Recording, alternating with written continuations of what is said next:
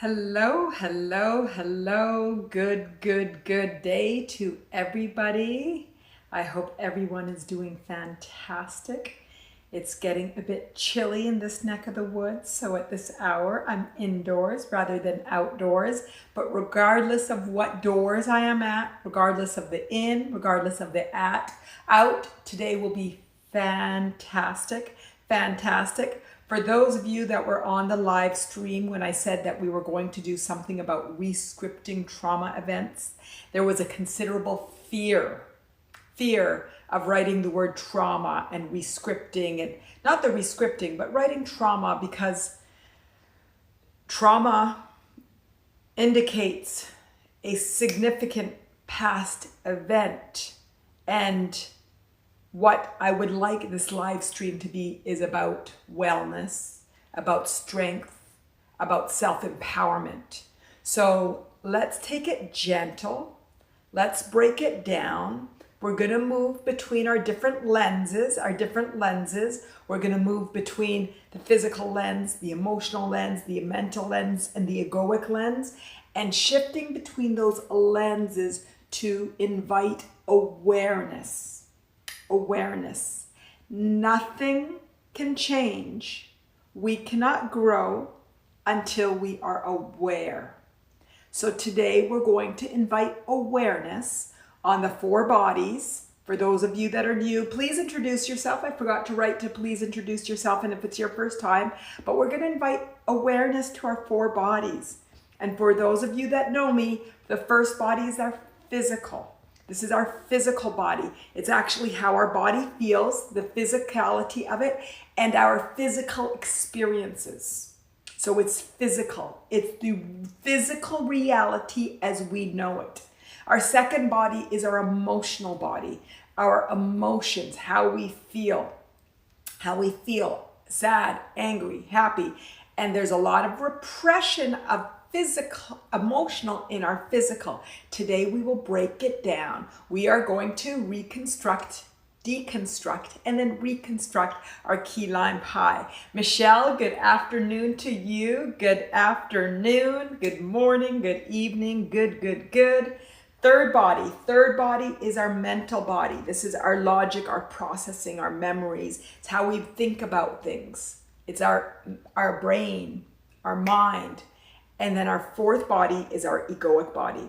This is really on the spiritual level, on the identity level, on the I am level, on the connection to more.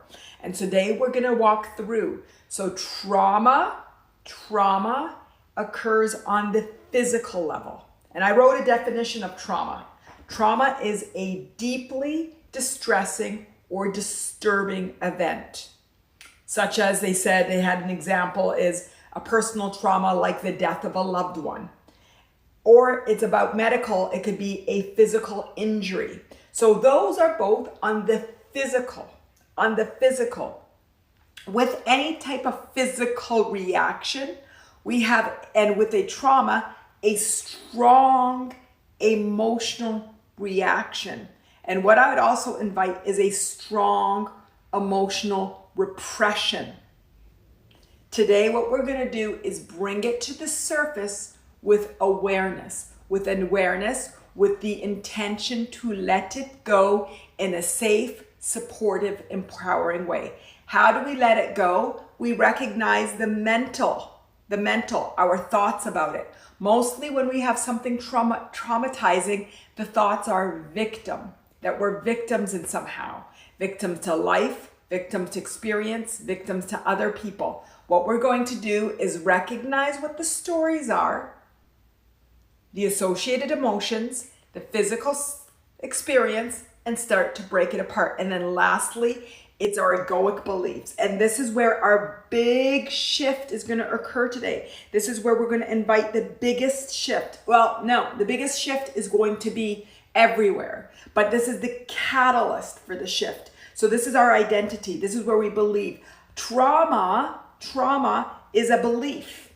I believe I was traumatized. I believe I was a victim. And this might be true on the physical. But for our human journey and with the mindset and the invitation of growth and expansion, this is where we're going to rescript it. This is where I invite us all to look at the story we hold and say, is there a purpose? Do I understand the purpose? Do I see the purpose? Can I invite a purpose? Can I connect with a purpose? Every story out in the world that has a significant growth, somebody goes from here to here, there's always a story that they have overcome. So one lens can be that the trauma event is bad. Another lens can be everything that happens to us is a catalyst to our growth. And how do I invite experiences as a recognition that this was fuel to my growth, to my self-growth? Okay, everybody, I've talked a lot. Talk to me. How does that feel? Is everybody, are you connecting with certain events and experiences in your life that you would like to clean up? Do you recognize the opportunity in rescripting on the egoic level? So this is something that I've started to articulate really strong lately. We are not negating anything that happened in the physical. The physical happened. The physical is happening. The physical will happen. What we can do is shift the way that we see it. What we can do is shift the way that we label it. What we can do is shift the way that we see life from a lens that empowers us. And everybody I invite to adopt their own beliefs based on what aligns with your truth.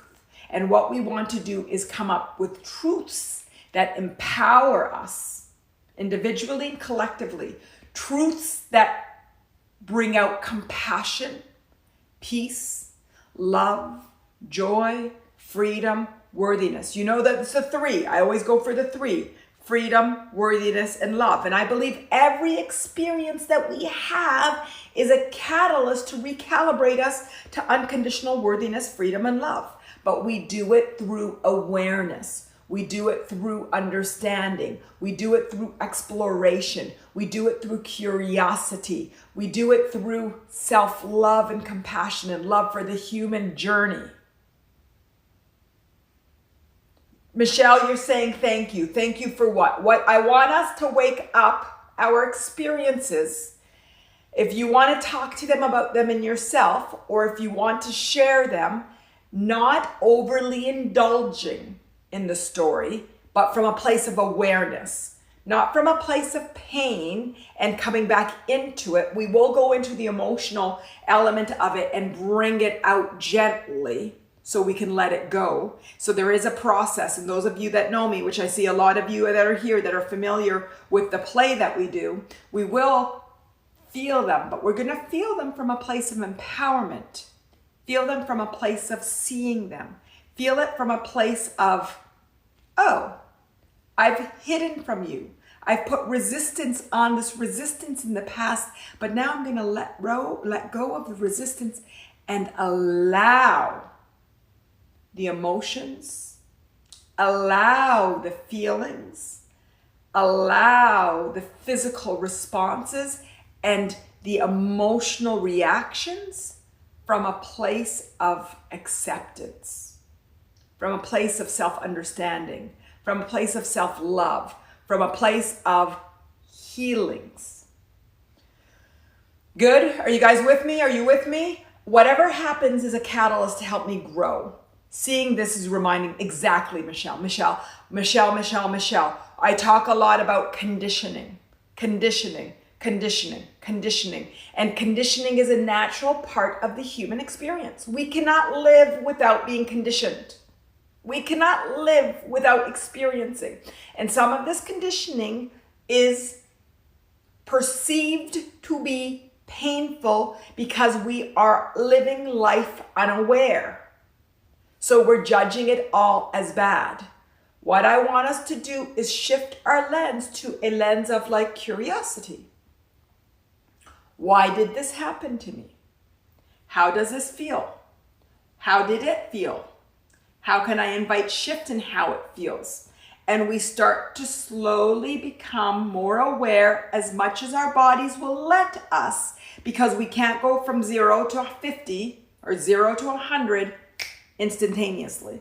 So we allow our bodies, our emotions, our mind to take the time that it needs for its highest good to invite the shift that allows us to be aware. So Michelle, anxiety is one of my favorite words. Anxiety is one of my favorite words because it's a label. Sometimes it's an identity. So let me ask you if it's an awareness of a feeling or if it's an identity that you've given yourself. So I invite everybody to talk about and think about the word anxiety. And that's what I want to do with everything. When we talk about triggers, when we talk about being a victim, when we talk about trauma, when we talk about anxiety, when we talk about depression, are these labels that we've given ourselves or a description of a feeling that we have had for a moment? If it's a description of a feeling that we've had for a moment, celebrate. I celebrate the awareness of that. If it's a label, I invite for us all to look at, why do I need to label myself anything that I am? And if I just label myself as I am, then anxiety moves from being a label, an identity, to just a state that I may hold for a few moments. So see if how did that feel with y'all? Michelle, it's just a feeling that there is no real reason for this. Fantastic. So I'm going to dig a bit more, and I want everybody to dig and to look inside. Michelle, what is that feeling? So we called it anxiety, but anxiety is a feeling that we cannot label. So you went even further and you labeled it as a feeling there is no reason for this. So this is beautiful. So you recognize that the anxiety is like, what am I doing? Where am I here? Why am I here? What are we all doing? Why is this chaos going on around me? Which is beautiful. And this is why we're all on this Insight Timer. Well, obviously everybody's on for their own reasons, but this Insight Timer community allows us to explore our beliefs in bigger, our beliefs in why we're here, our beliefs in purpose. So Michelle, this is fantastic because you took us straight to it. Why are we here? What are we doing? Why is all this crazy? I was at the fair on Sunday because my son wanted to go. It's not my favorite place to be, but I actually was there present in a different way that I had ever been present. So although I didn't enjoy it, I did enjoy it. But I looked at all the humans and I had this really interesting, wow, this is just so interesting. So interesting. So I understand. So Michelle, you're calling it an irritation. Irritation. So go deeper. What is that irritation? Let's go deeper. What's that irritation? Why are we here? And everybody I invite, why do you think we're here? I have my beliefs and I'm going to share them, and I'm going to share my lens that doesn't really go against other people's beliefs. They are very generic beliefs, but they're very empowering and they give me a lot of comfort. But we'll go more about that irritation. Sporty Jen, how do you go about delayering multiple traumas from birth to adulthood? As there is a feeling, I love that you guys are going straight to your feeling. There is a feeling that although I'm aware of some of the trauma, there is still a re-triggering that goes on within myself, which I struggle to identify. It feels repressed. This reluctance returns. Sporty Jen, although I never like to talk about time, you all know that I say time for your highest good. I don't like to say things will take a long time. I don't like to put limiting beliefs on time. But what I would honor and what I do honor and what I do invite is the time that's best for your highest good. You're talking about delayering multiple traumas from birth to adulthood. That's a really long time. A really long time. And in that very long time, you were living life from a place of unawareness. You were living it as a human that's just taking and taking and taking and taking. You were a sponge to the external happenings. Sponge, sponge, sponge, sponge, sponge, sponge, sponge, taking it in. Then one day you start to shift to become more aware, to start asking the questions. Like Michelle's just saying, there is a feeling. What is the feeling? Why are we here? What are we doing?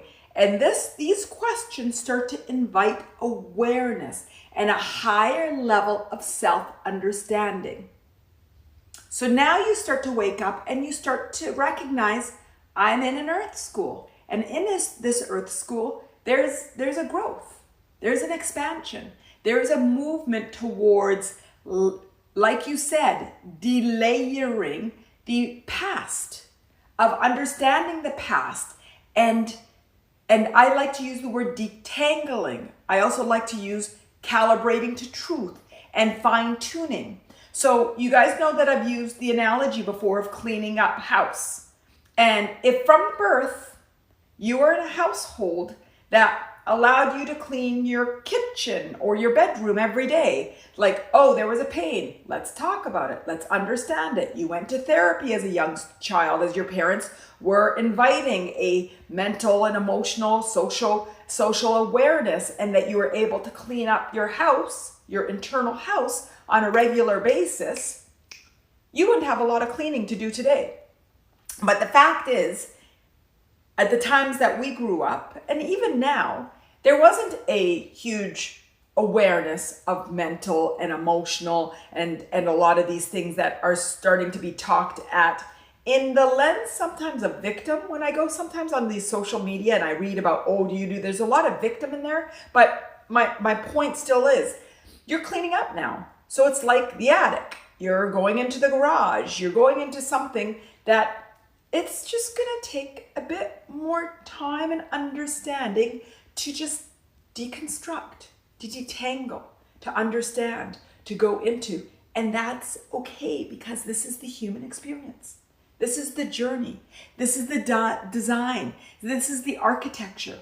Everybody has their unique, individual, customized set of human experiences that we get to grow and expand from, that we get to learn from, that we get to calibrate to our truth from. And so speaking to Michelle of saying, I'm going to talk about what the reason for is this, I'm starting to say it over and over. I believe our reason is for growth and expansion. I believe that the design of the human experience, although we might not always understand it, we come in at birth, feeling it, but we can't articulate it, and we're conditioned to pull in all these things until one day we can grow and expand from that. One day we can shift from that. One day we can learn from that. And then once that day arrives, we keep learning and growing and expanding and growing and expanding until we can start to teach and amplify other people's life experiences and start to really enjoy the pleasures of life.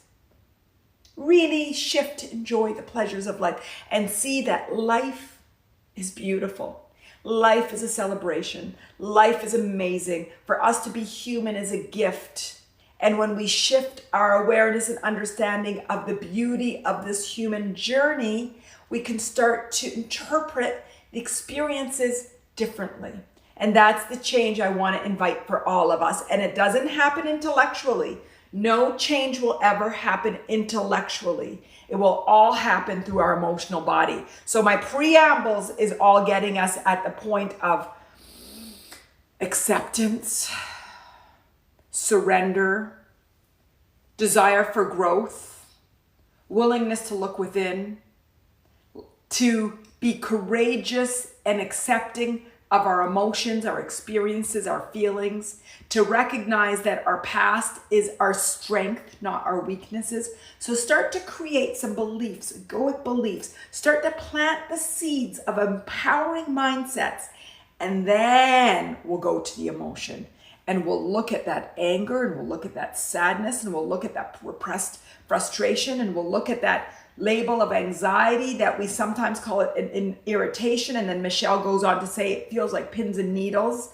I'm here to let this go. And we start to recognize that we are empowered to let it go. That we start to, instead of closing off the feelings, We invite them because we recognize that we have the power to let them go. We get excited by feeling and by trigger recalibration events because we recognize, wow, that was a repressed emotion and I now have the tools to let it go. I am now, instead of hiding from it, I will see it and look at it so I can surrender it. How does that feel, everybody? How does that feel? Steve, I think trauma, hate that word. I do too, Steve, and I had difficulty writing it in the title because for me, it's not trauma. If we can look at the lens of recognizing that it's experiences, it's growth, it's opportunity for expansion, it's a human life event that we're able to grow and learn from it. But anyway, I digress. Let me continue reading. Steve, I think trauma, hate that word, means wound or something.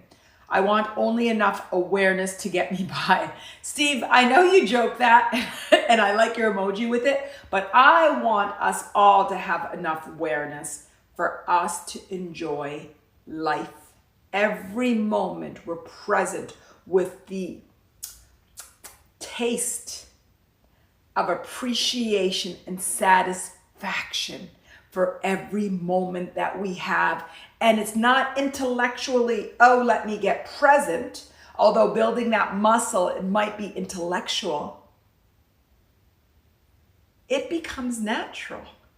That when I'm at the fair, which is a place that I used to not enjoy at all, I'm so present, it's not, I can't even tell if I'm at the fair or if I'm in the woods, because I'm so present with the experiences and the scents and the smells. And the past, when all of these things would have stimulated me, all the noises and all the people and all the scents and all the things, that since I'm so much more present, that it doesn't really affect me.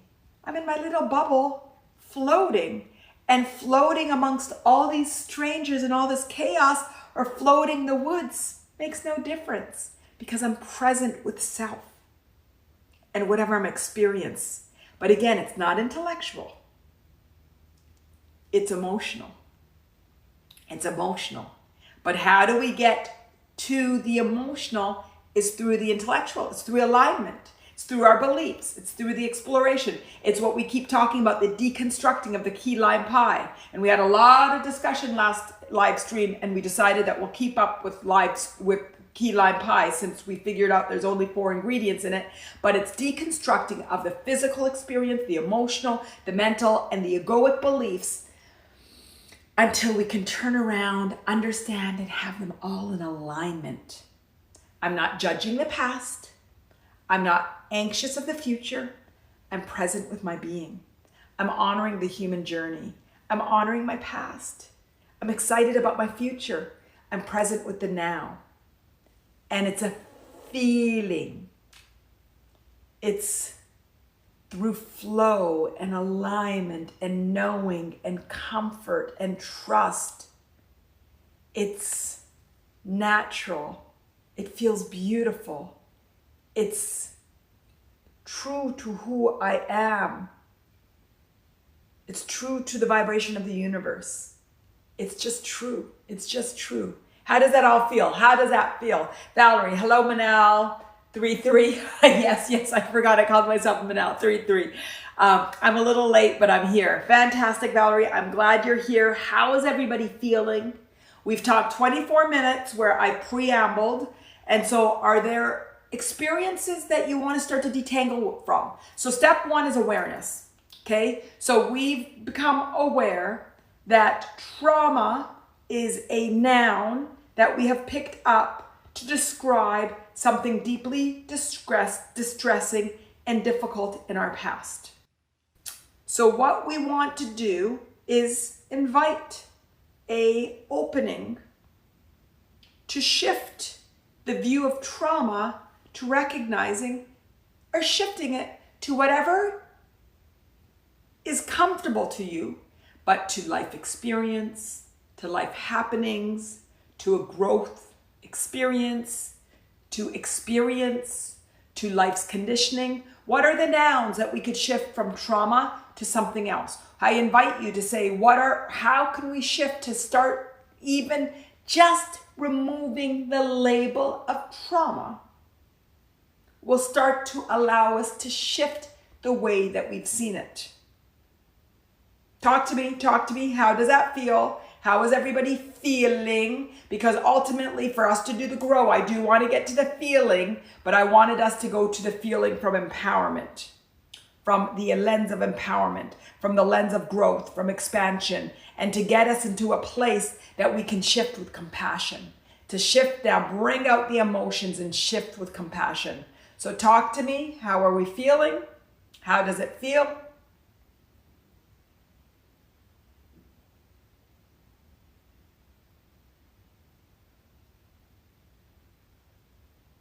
I'm pausing.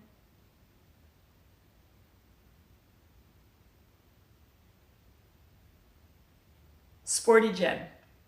I can say it, but I'm not sure I believe it. Yes, I absolutely know what you mean. So let me ask, and Michelle, if there is no labels, it has no power over me. Absolutely. So Sporty Jen and everybody that I can say it, that it was intellectual but not emotional, perfect. That's what we're looking for. What is standing in between you're saying it and believing it? Go to that emotion. So that's the emotion that I will start out with. So first, there's a resistance that we're carrying to even shifting to a more empowering. Sometimes it's comfort with discomfort. Sometimes it's fear of being happy. Sometimes there's a lot of different things. So everybody that felt there might have been doubt that you can, beautiful, beautiful. Steve, screwed, I don't know if there's a noun. Fantastic. Fear, beautiful, beautiful. So I see the lack of capability and fear. Beautiful, beautiful. So you know what we're going to do with that? Let's feel into it. Feel into it. So Steve, what is your doubt? And Sporty Jen, what is your fear?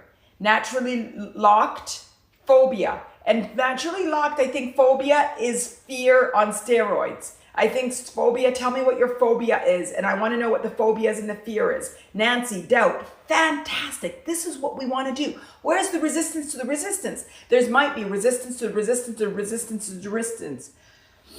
Naturally locked, driving phobia. Fantastic. Can you define phobia and define what the phobia is of? Let's get this all out. Irie, the emotion of shock, pain, of being scapegoated and alienated.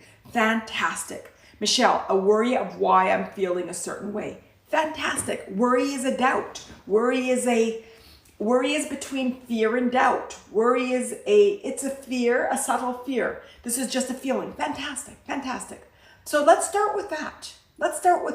So we can't even shift the label because of these doubt it won't work, it will come back. Fantastic, fantastic. So let's go into those feelings. Let's go into it with a mini meditation. So I want everybody to feel into your bodies.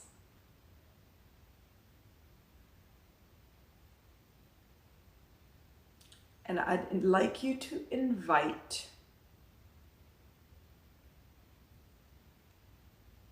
the desire to shift, looking and labeling the past as bad or good. And we would like to shift to is. And this moment, instead of bad or good, just is. And the future, rather than bad or good, just is.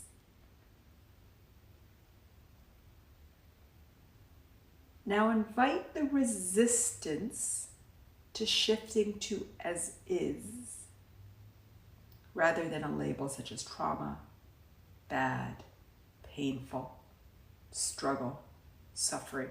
Invite that resistance.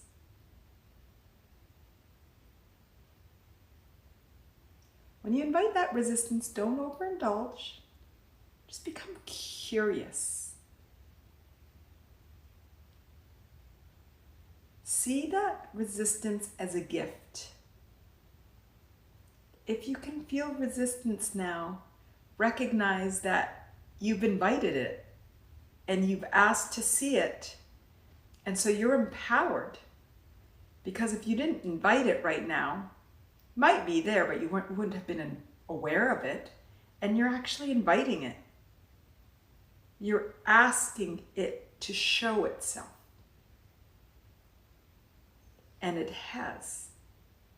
So recognize how empowered you are to connect with your body and your emotions from a place of awareness. You're empowered. We have been conditioned to believe that we are not empowered, but we are empowered. And today, through our courage of rescripting trauma stories, we're starting to build the muscle of looking at resistance from a place of love. So we could start to invite the shifts that we're looking for. And we're going to measure our shifts from growth and expansion. We're going to measure our shifts from feeling better incrementally. We don't go from 0 to 100. It's just the time that's best for your highest good. So now that you can see that this is the resistance that you've invited,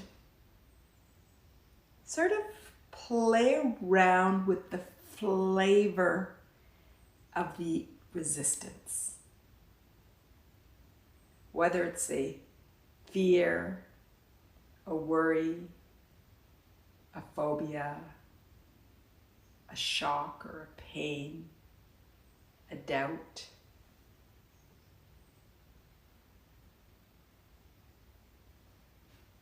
Just sort of enjoy the flavor of it.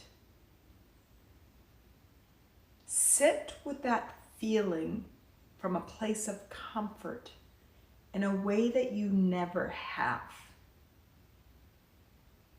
Look at its sensations all over your body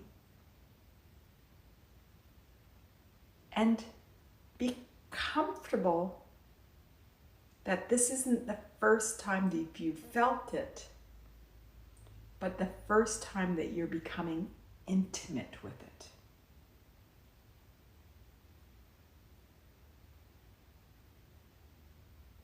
Recognize that the fear or other resistance you may have felt it from the past, that instead of becoming comfortable with the feeling, the emotion, you would try to mentally control it or will it away or drown it in different ways.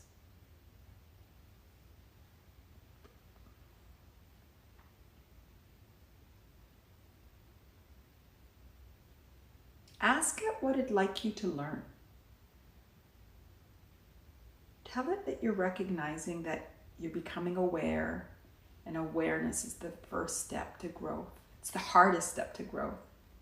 And this is quite easy. You've invited a feeling and you're just getting comfortable with it.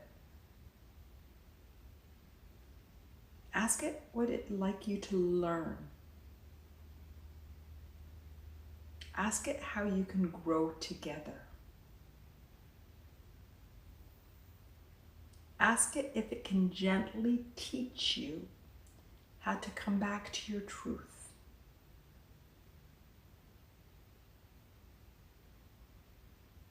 Recognize that every resistant feeling in your body is directing you to truth. So it's a gift. It is a gift. See it for the gift that it is. Love it for the gift that it is.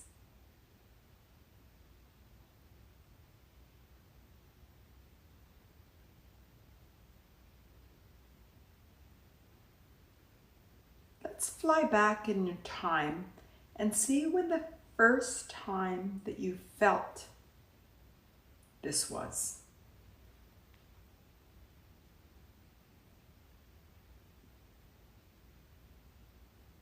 Was it when you were in the womb?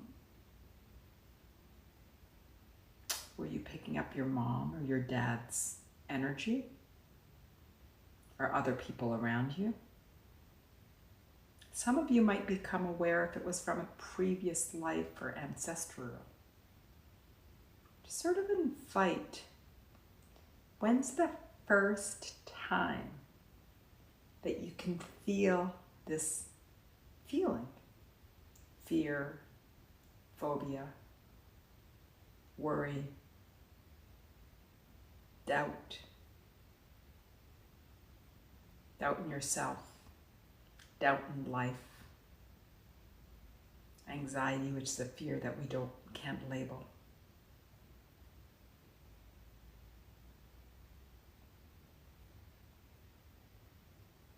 Go through your timeline of your early days and years and see how that feeling has come up in different ways.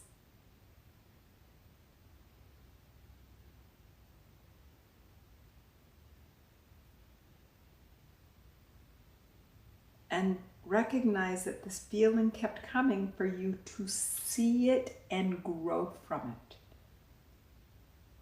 And it's not bad. It's been a teacher.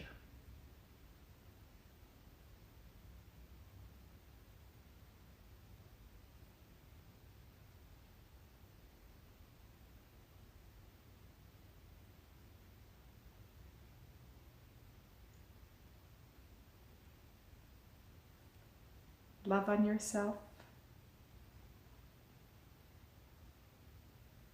And invite that feeling to let you know how you can grow and expand, what it would like you to learn. And just let it know that you're here to grow and expand and learn, and to honor, and to love, and to celebrate self. Your physical body, your emotional body, your mental body, your egoic body. And at this point, just let go. Invite any of that resistance that you connected with to go, just to go back to the universe. Just go back to the core. Go back to the pristine earth. Just to go. Invite it. And allow love, unconditional freedom, unconditional worthiness, just light of the universe to fill those places of resistance.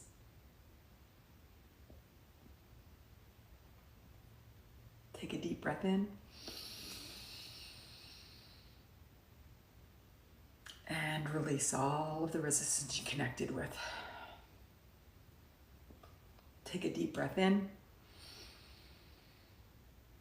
and release. And take a third deep breath in and release. I'm going to read a few of the comments. I'm going to read them out loud. If you want to imagine light sort of embodying your body and coming through the crown and going through your head as I read this one. Valerie shared some things and I see that Michelle and Gail have as well. So I'm going to read through them and just see. And let's just see if we invited shift and we see how empowering it is to connect with our body and to feel feelings and physicality that we have repressed from a place of empowerment. And it's not trauma, it's life. It's beautiful life. And together, we're just gonna shift to recognize nothing has been bad. It's all the name and game of the story of life. And together we're gonna look at our life stories from a lens of beauty, empowerment, growth, and expansion, and grow and expand together. Just grow and expand together. Michelle, I see that says letting it go is just empowering. And I love it. I can sit and be comfortable in my own body. Michelle also said, I've been feeling the loss. I've been feeling the tense and comfortable feelings. This is inviting me to sit with this. These feelings come and go, and it's okay to feel. Beautiful, beautiful. That's the point. It's okay to feel. We have been putting resistance on resistance on resistance on resistance. Anxiety is resistance on fear. Fear is resistance on worry. Worry is resistance on something does not feel good. Instead of saying, why are we here? Let me understand the purpose of life. What is this purpose? Why are we here? Because we can't find the answer, we put on fear, maybe worry, and then fear, and a feeling of something doesn't feel right. Then we call it anxiety because we weren't willing to see the question of, why are we here? Why does life happen? Why does death happen? And that it's okay to question life. It's okay to question life. But when we layer and layer and layer and layer and layer and layer, we don't even know where to go. I see the heart, so this is resonating. Beautiful. Gail said AXA, which I don't know what that means, Gail, so talk to me. And Valerie, naturally locked before we went into, or as we were going into our meditation, panicky when driving anywhere now, a huge doubt in my ability to drive. So naturally locked, did this meditation shift in awareness? Did it invite an awareness? I can see the heart, so I can feel that this meditation shifted things. What I want us to recognize, our shift will only happen on the emotional body. I can talk and talk and talk and talk and talk and talk and talk and talk. And you guys see, I can talk. I can talk. But until we shift emotionally, nothing's going to happen. And so together, we're going to go into our bodies from a place of empowerment, from a place of strength, from a place of focus, from a place of care, from a place of compassion, from a place of courage, from a place of strength, and re-script the stories. Nothing is bad. Everything is beautiful. Valerie, this is long. Oh, she starts off saying this is long, but I was confronted with Valerie, this is long, but I'm confronted with a wound from 2 years ago, and it was interesting to see myself respond to that confrontation. I was disrespected and hurt by an online friend. I felt like they didn't take me seriously, like they didn't care about me and the vulnerable things I shared. The connection we had, he suddenly disregarded. He did the same with another friend, and we both decided to block him. Today I heard he had reached out to her to apologize, and he asked about me. I felt an instant need to reach out to him and reconnect, get an apology. But really I wanted validation from him again. Beautiful. You wanted to be seen. This is beautiful, Valerie. This is beautiful. And I stopped and I did nothing. I talked about it with somebody. There's so much sadness, trust that was broken, grieving a friendship. I now see in reflection that it's also brought me a bit of lessons. Beautiful, beautiful, beautiful, beautiful, beautiful. I've grown so much since then, it just totally shocked me to be confronted with it. I also thought I had to forgive myself, but I really didn't do anything wrong, and I can let go whether or not he ever apologized to me personally, because all that's in my control is caring for myself and my feelings, give myself validation and acknowledge and compassion for how hurt I was and am. Valerie, beautiful. And there is so much in there that you've already become aware of. There's so much that you've already come aware of. And for me, the biggest awareness that I see through all those words is he was a catalyst for you to see yourself. He was a catalyst rather than looking for external validation and external relationships to fill you, that you started to recognize, I fill me from me. I fill me from inside. I fill me. I am responsible and accountable for how I feel. And I can give my power away to others, but then I'm disempowered. And what I'm going to do is take my power for myself. And instead of you being a victim to his actions, he was a mirror to the growth that you needed. He was a catalyst. And again, I've talked a bit before about how sometimes I think about people in our souls, in our soul journey, and that I have comfort of me talking to other people before I'm even born, saying, okay, we're going to have a human journey.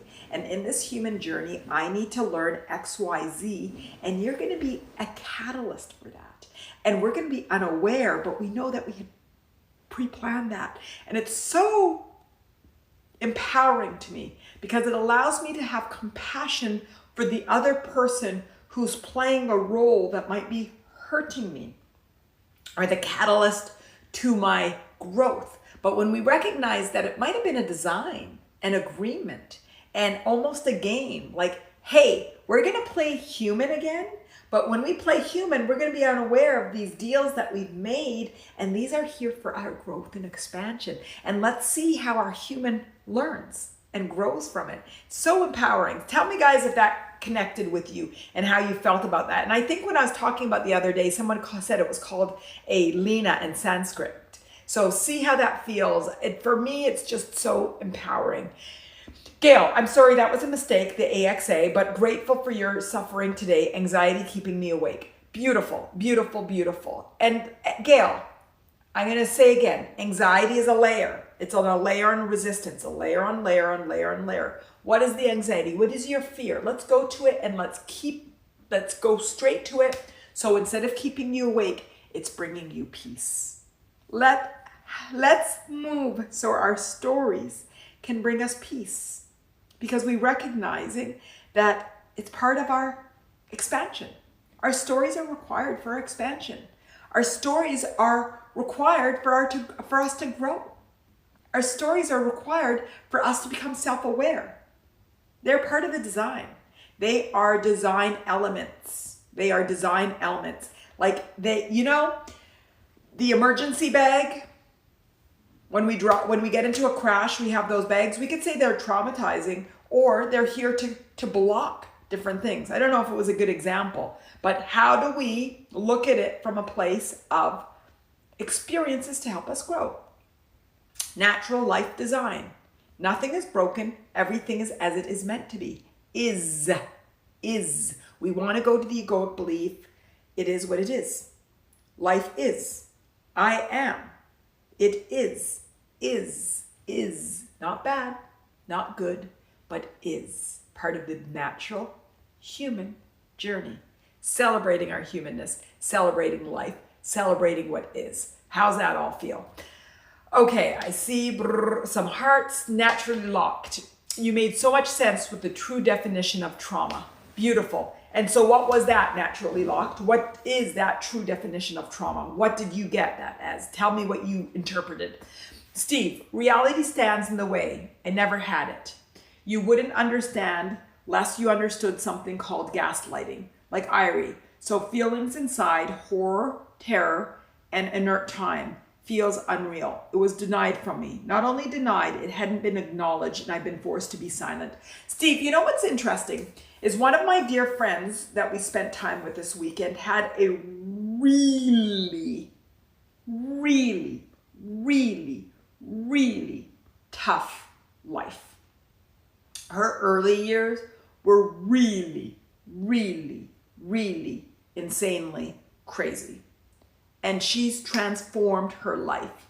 And I said to her, how did you do that? Because not all of her siblings did. Not all of her siblings did. And she has been dedicated to growth and awareness. She has been dedicated to going inside. She has been dedicated for looking for the true meaning of life. Just like Michelle was talking about, what are we here for? What are we here for? She has been dedicated. She has worked and she's strong. But she said, when I was younger and all these things were happening, I had a true knowing that I didn't fit in, that this was not right, that things were broken. Then when I started to grow and started to become aware of how life was and how other people had different experiences, I tried to model my life on seeing how fixed things look, not broken things look. So I'm going to say to you today, your physical experience is absolutely true. So I honor you for every single experience that you have felt. And I acknowledge and see. And it's not enough that it's you that needs to say, and you that needs to acknowledge, and you that needs to feel. It's no very different than Valerie in the story that she shared with you. So what I want to invite you to, Steve, is your reality is true. And your truth is true. I don't care what somebody says that is untrue from your truth is fear. And your horror and your terror and all of the things that you felt, your inert time and your unroyal time and everything that was keeping from your truth is absolutely true. And I tell you, Steve, you talk and you speak your truth. And I acknowledge and celebrate your truth. And any broken human beings that kept you from that in your early days, they will not keep it from you in your today day. We will not allow anybody to silence us and to continue to silence us. So I invite you to share the feelings that you feel now, and you sort of did. You said the feelings inside are horror and terror. Horror and terror are fear, steroids on fear. And inert time is keeping yourself from feeling, because those were amplified and now you keep yourself from feeling. So it's the yin and the yang. I will not feel, and I have horror and terror. I will not feel fear because of horror and terror. So let's talk about this, Steve. What is the fear of? Instead of calling it horror and terror, can we call it fear? So I'm going to invite you to see if we can call it fear. And then I'm going to invite you to say, and the inert, and I honor you to invite you to see that inert time is you denying feelings. And we're not going to deny anymore. But let's see if we can move it down to fear. Or we don't even need to see. First of all, it's labels. So can we label it as fear? And then let's go into it. Where is it that you're feeling? Do we want to go into that feeling now? I'm happy for us to go into it. But the other story of looking from other broken humans to give you what you need is going to come from you, not from broken humans. So can you see that the storyline and those that were conditioned from you were broken humans, and we're not going to get it from those broken humans. We're going to get it from the empowered you. And that's for all of us. We are looking for things from broken humans. And these broken humans are all part of the natural human journey. Let's stop looking for what we need out of life from broken humans and start getting it from within. So Steve, I gave you a lot. Tell me what you can chew on and come back with me. But what I want is the biggest things is that horror and terror. Let's find it and shift it.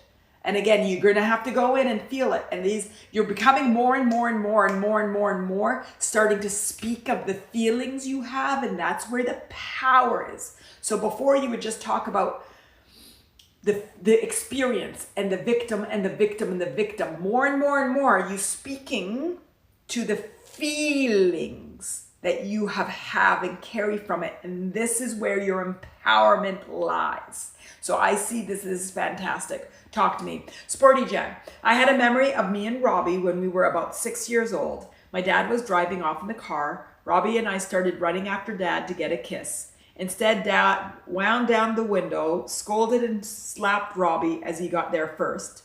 I stopped dead and froze. I wasn't going there. I remember we always kissed our parents goodnight, but after that we stopped. We didn't want to kiss Dad anymore, and so we felt we couldn't kiss Mom in front of him. Difficult accepting this. Felt a lot of anger, upset, and sadness, not just for me, but for my dear twin. Sporty Jen, that's beautiful.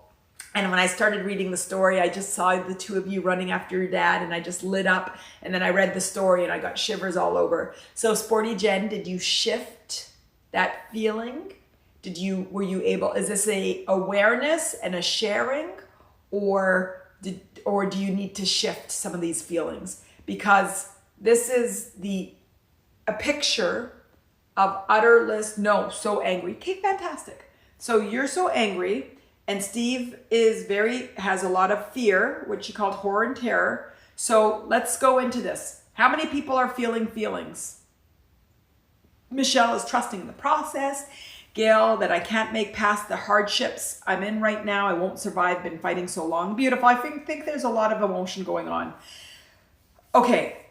I'm going to read Valerie and Naturally Locked, and then we're going to talk about feelings right now. We're going to go in again to our bodies. You guys, today is powerful. You guys are so powerful. You guys are so amazing. You guys are so amazing. Okay. Gail, that I can't make it past the hardships. I just read this. I'm in right now. I won't survive. Been fighting so long. Okay, beautiful. Valerie, yes, absolutely. I take the power back, and I am thankful for him, even though he has hurt me. This is where we all want to shift, guys. Valerie is speaking to the shift that we're looking for. I'm taking my power back, and I am thankful for him, even though he hurt me. So we're being self-empowered, no longer going to be victim of other people, but we validate the story. We are not invalidating our past. We are validating the story. I do not want to say they did not hurt you. It hurt on the physical story. But what we want to do is script it to the egoic level. We're going to shift. We're shifting the lenses. We're not negating the past. We're honoring it, accepting it, and recognizing there is a meaning. It gives us our power back. It's here to empower us. We're here to grow and learn from it. And we will grow and learn from it. We will expand from it. We will become stronger, courageous. We will be aligned with our inner power. We will stop waiting for broken people to say, I'm sorry.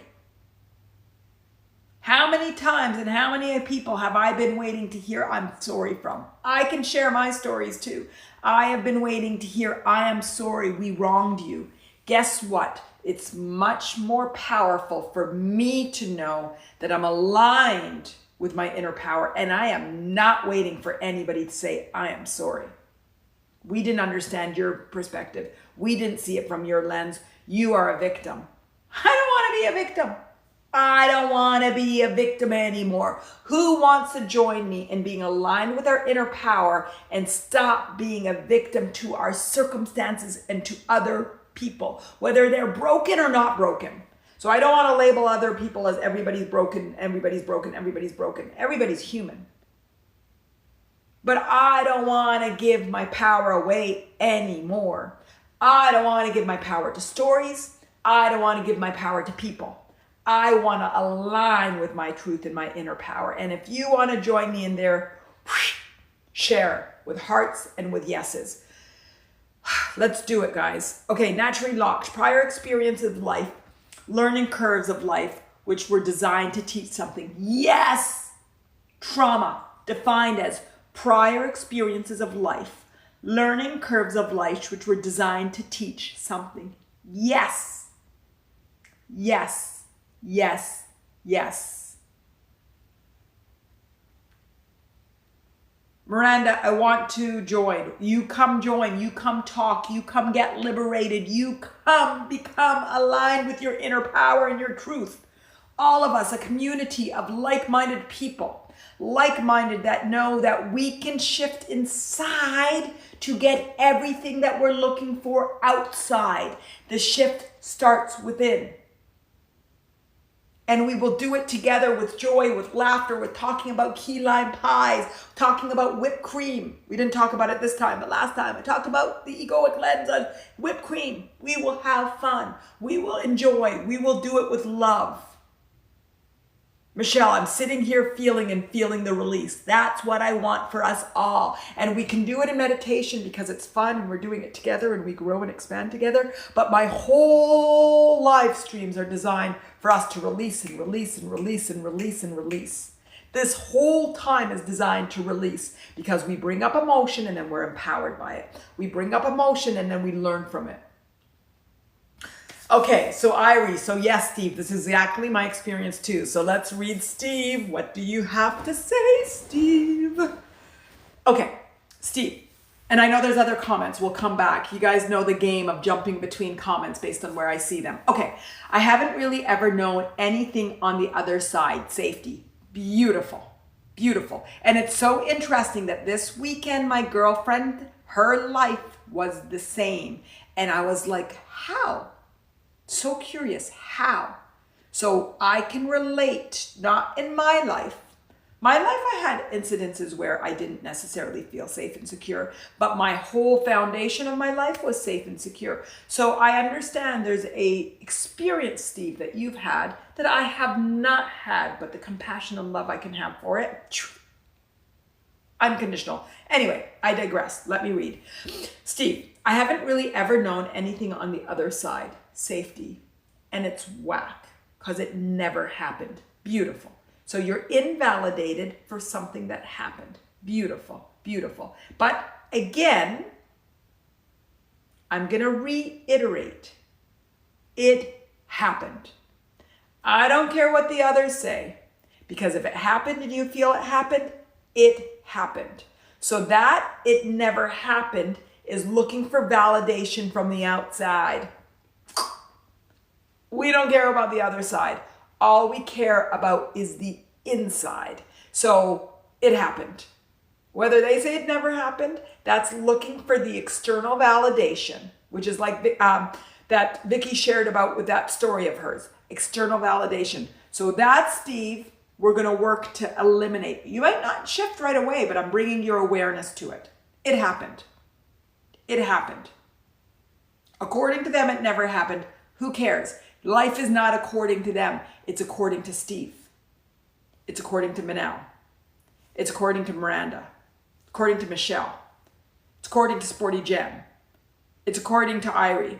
It's according to our alignment with our inner power. If there's anything that we're going to take away collectively, is life happens according to us.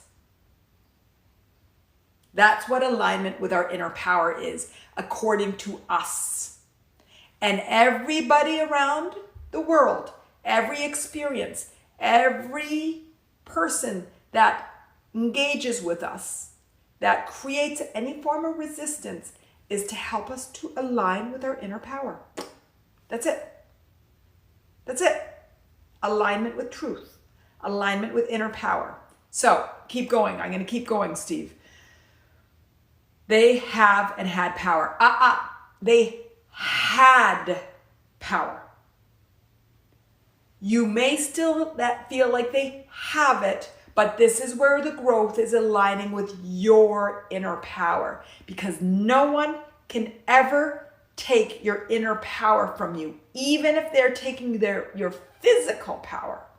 Even if your physical situation is not aligned, you could still be aligned with your inner power.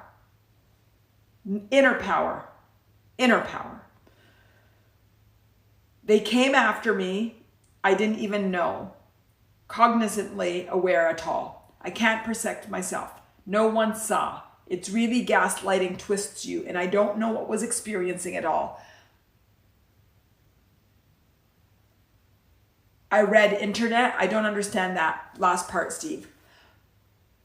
Beautiful. Steve, I think beautiful. I think beautiful. I think beautiful.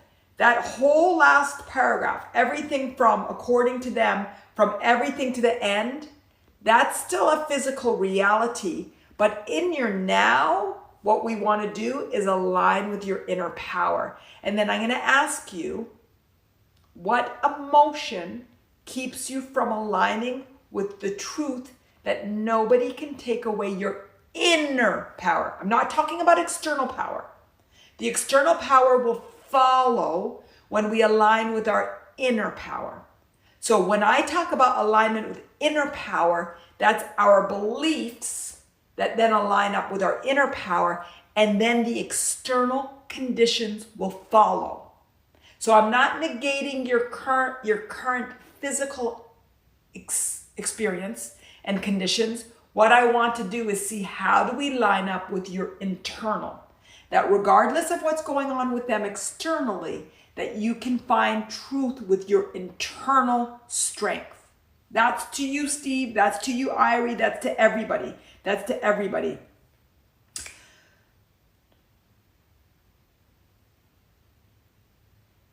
Michelle says, I'm feeling happy and excited, love and joy, which I love to see this.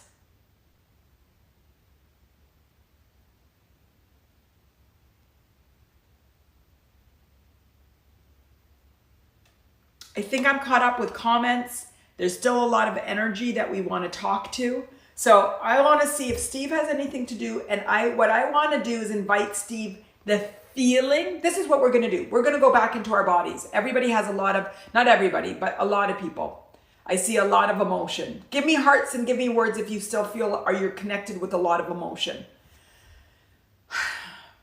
Okay, I see a few. Yes, yes. Okay, okay, fantastic. Okay, okay, okay. I'm going to ask Steve, are you aware of the emotion that you have that's keeping you from your inner power?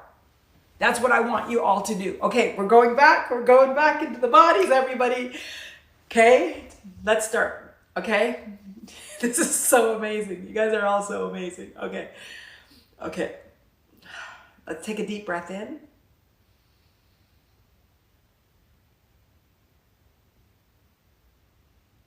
Indulge in the gap. And release. Take a deep breath in and invite knowing and the light of growth and expansion. Hold it in the gap. And release. And a third deep breath, letting in light, empowering and alignment with our inner power. Enjoy the silence in the gap.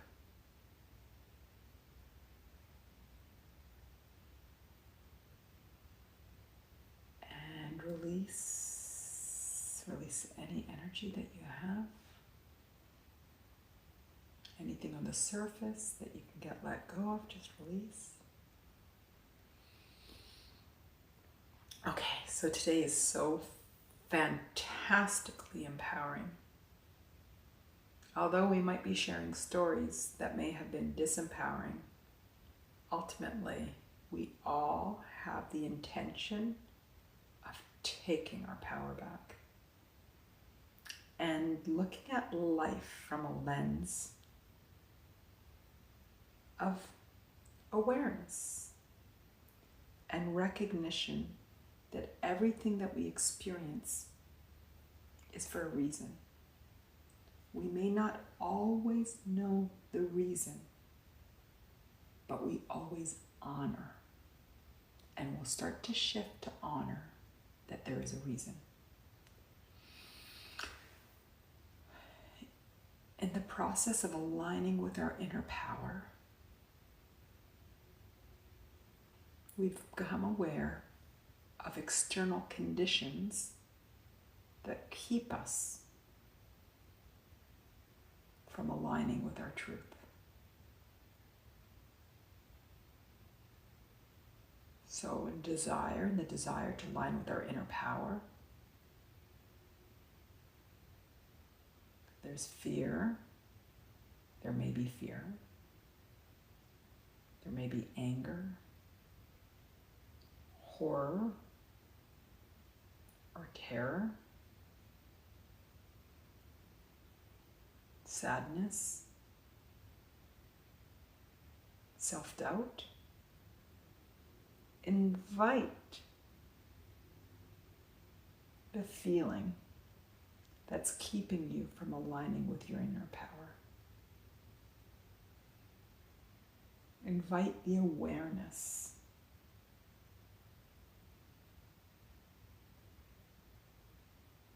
Invite the understanding. Is it your mind? Are there stories that are going on that says, no, you can't? Is it emotions? Is it actually physical tension that you feel in your body?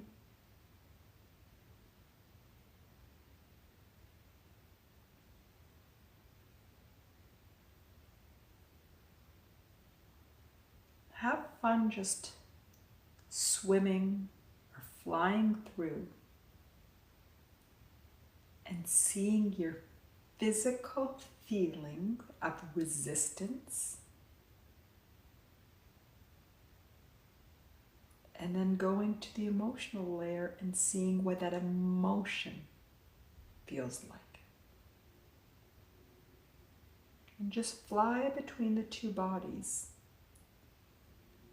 of acknowledging the physical feeling wherever you're carrying it in your body or overall everywhere in your body. And then say, oh, here's the corresponding emotional feeling.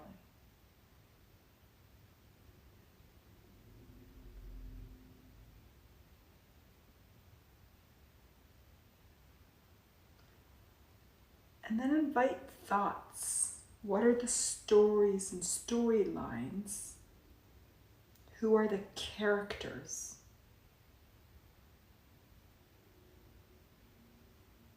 That are associated with this resistance? And if there are other people, instead of seeing them as their personality,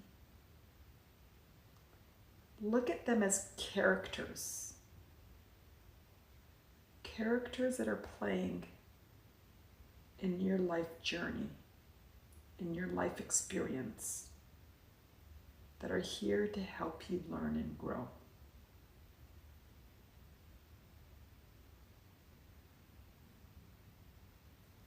Depersonalize the relationship so you can just start to see how the experience, how the person, how the past is just here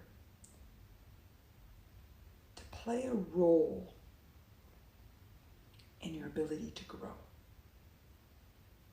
in taking life as a journey of reconnecting with you as the purpose. Because you are your life's purpose. You are your life's purpose. You are purpose.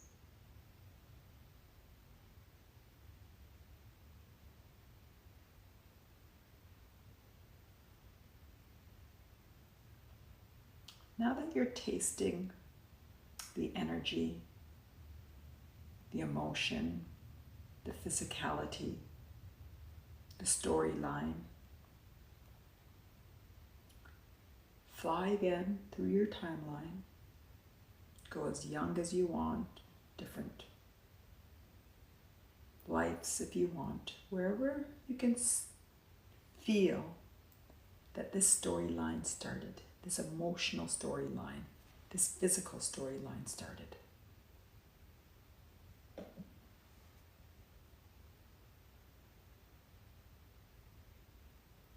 Go into the womb, connect with your mom and dad's energy. Go beyond the womb. Start to recognize, where did this come from? And the beauty in how this energy has followed you. So there has to be a meaning beyond that physical incident or that connection with that character. Start in your early days, weeks, months. Invite awareness of the patterned emotion, physical response, and storyline.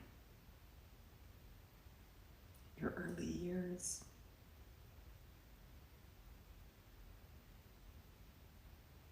Teenage years.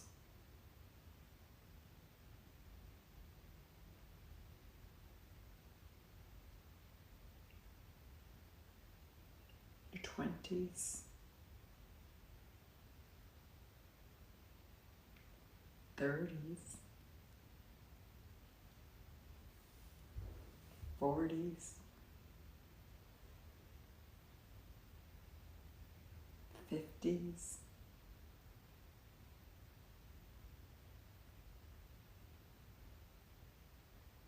60s, 70s, 80s. I don't like to discriminate in age. Just fly to where you are now.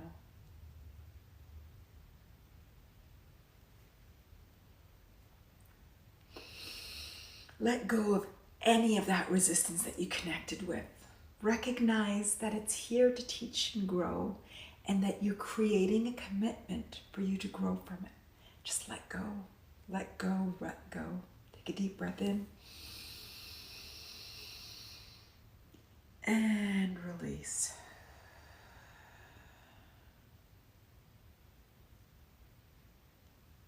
Take a deep breath in.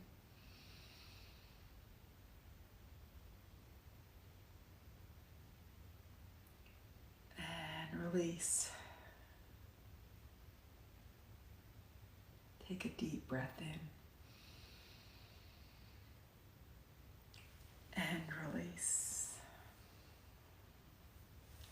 Today we're on a journey, and this journey is to rescript the way we see our past.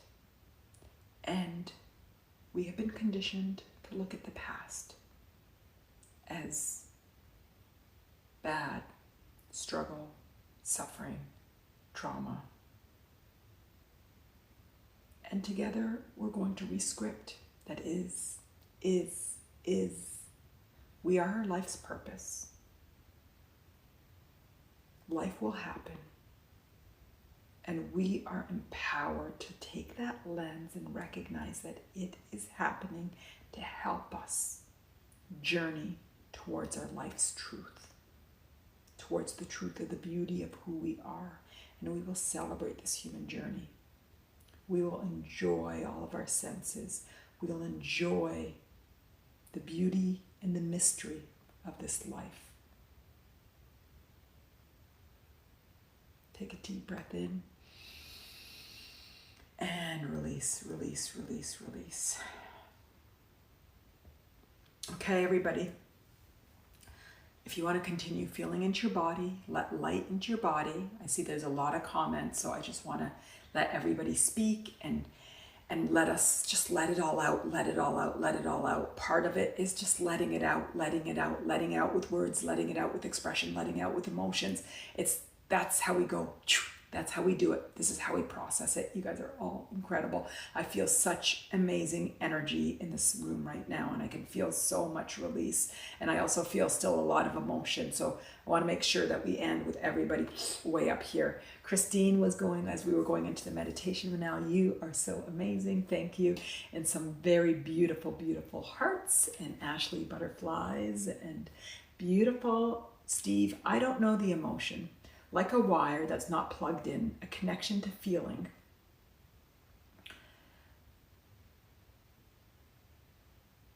And each time I go to feel, I get numb and literally brought back to the time space I don't get out of time-wise. The gaslighting messed me up more than any physical thing that happened, embedded it seemingly. Okay, Steve, this is interesting.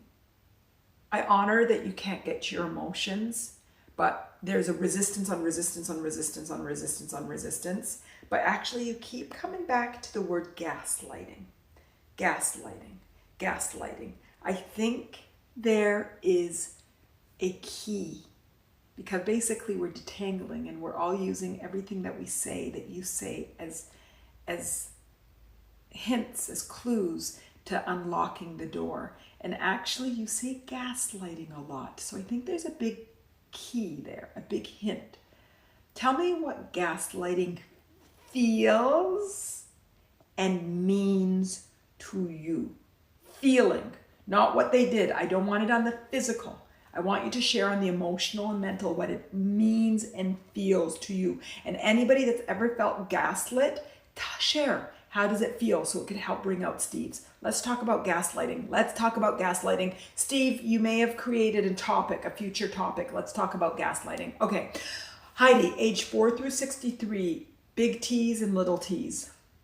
Heidi, what do you mean by big T's and little T's? I really sometimes I have such a self-judgment when I can't figure out if it should be me that knows what something means, or if it's something big T's and little T's.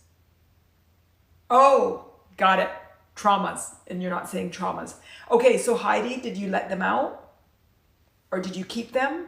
You saw the pattern. I like it that you saw the pattern. That was two very, very, very, very powerful. So you saw the pattern. The biggest thing in growing and learning is if you could start to see the pattern, that pattern is your life conditioning, and that's your life opportunity for growth. And again, it's happened from 4 to 63. It's not going to happen overnight, but when you become aware of the pattern, this is where our growth becomes.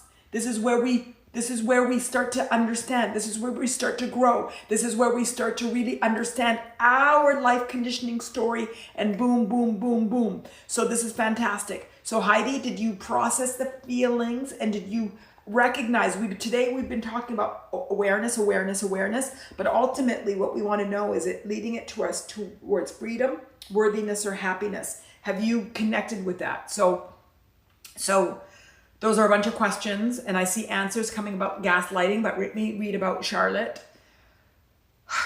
Until we learn to not look for a repair outside of ourselves, we will continue to suffer. Yes, yes, yes, yes, yes. It's going in. It's stop blaming. This is the word victim. Victim just means that we're at risk or suffering due to external. Victim means looking externally rather than internally. That's what victim means to me. Doesn't mean anything more than that. So yes, yes, yes, yes, yes. Tough lessons that I finally learned last month. I am 48, and since the age of 19, when I finally had words to put to what had happened to me at the hands of my father and how my mother knowingly allowed it, I've been looking for a repair. The gaslighting is today's theme. The gaslighting is horrific, but there will never be a repair coming from gaslighters. 30 years later, it finally came, but not from the perpetrators, but from within me. Yes, yes, yes. I acknowledge the truth within me, and I'm feeling. I acknowledge the truth within me, and I'm freeing myself by learning how to live an unshackled life. I aim for a life of joy and gratitude, and will continue on the path of awareness. Yes, yes, yes, yes, yes, yes, yes. Charlotte, you encased what it is all that we're looking for. That everything that we get external, our external conditioning teaches us to come in. And then we look from the outside, and it's only from the inside. We can only get it from the inside.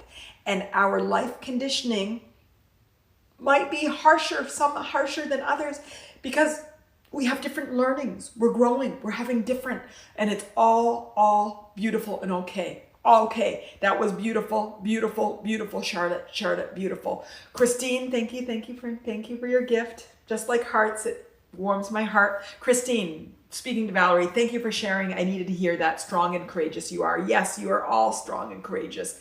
Heidi, all the trauma around me was from other people's actions, and I was the caretaker.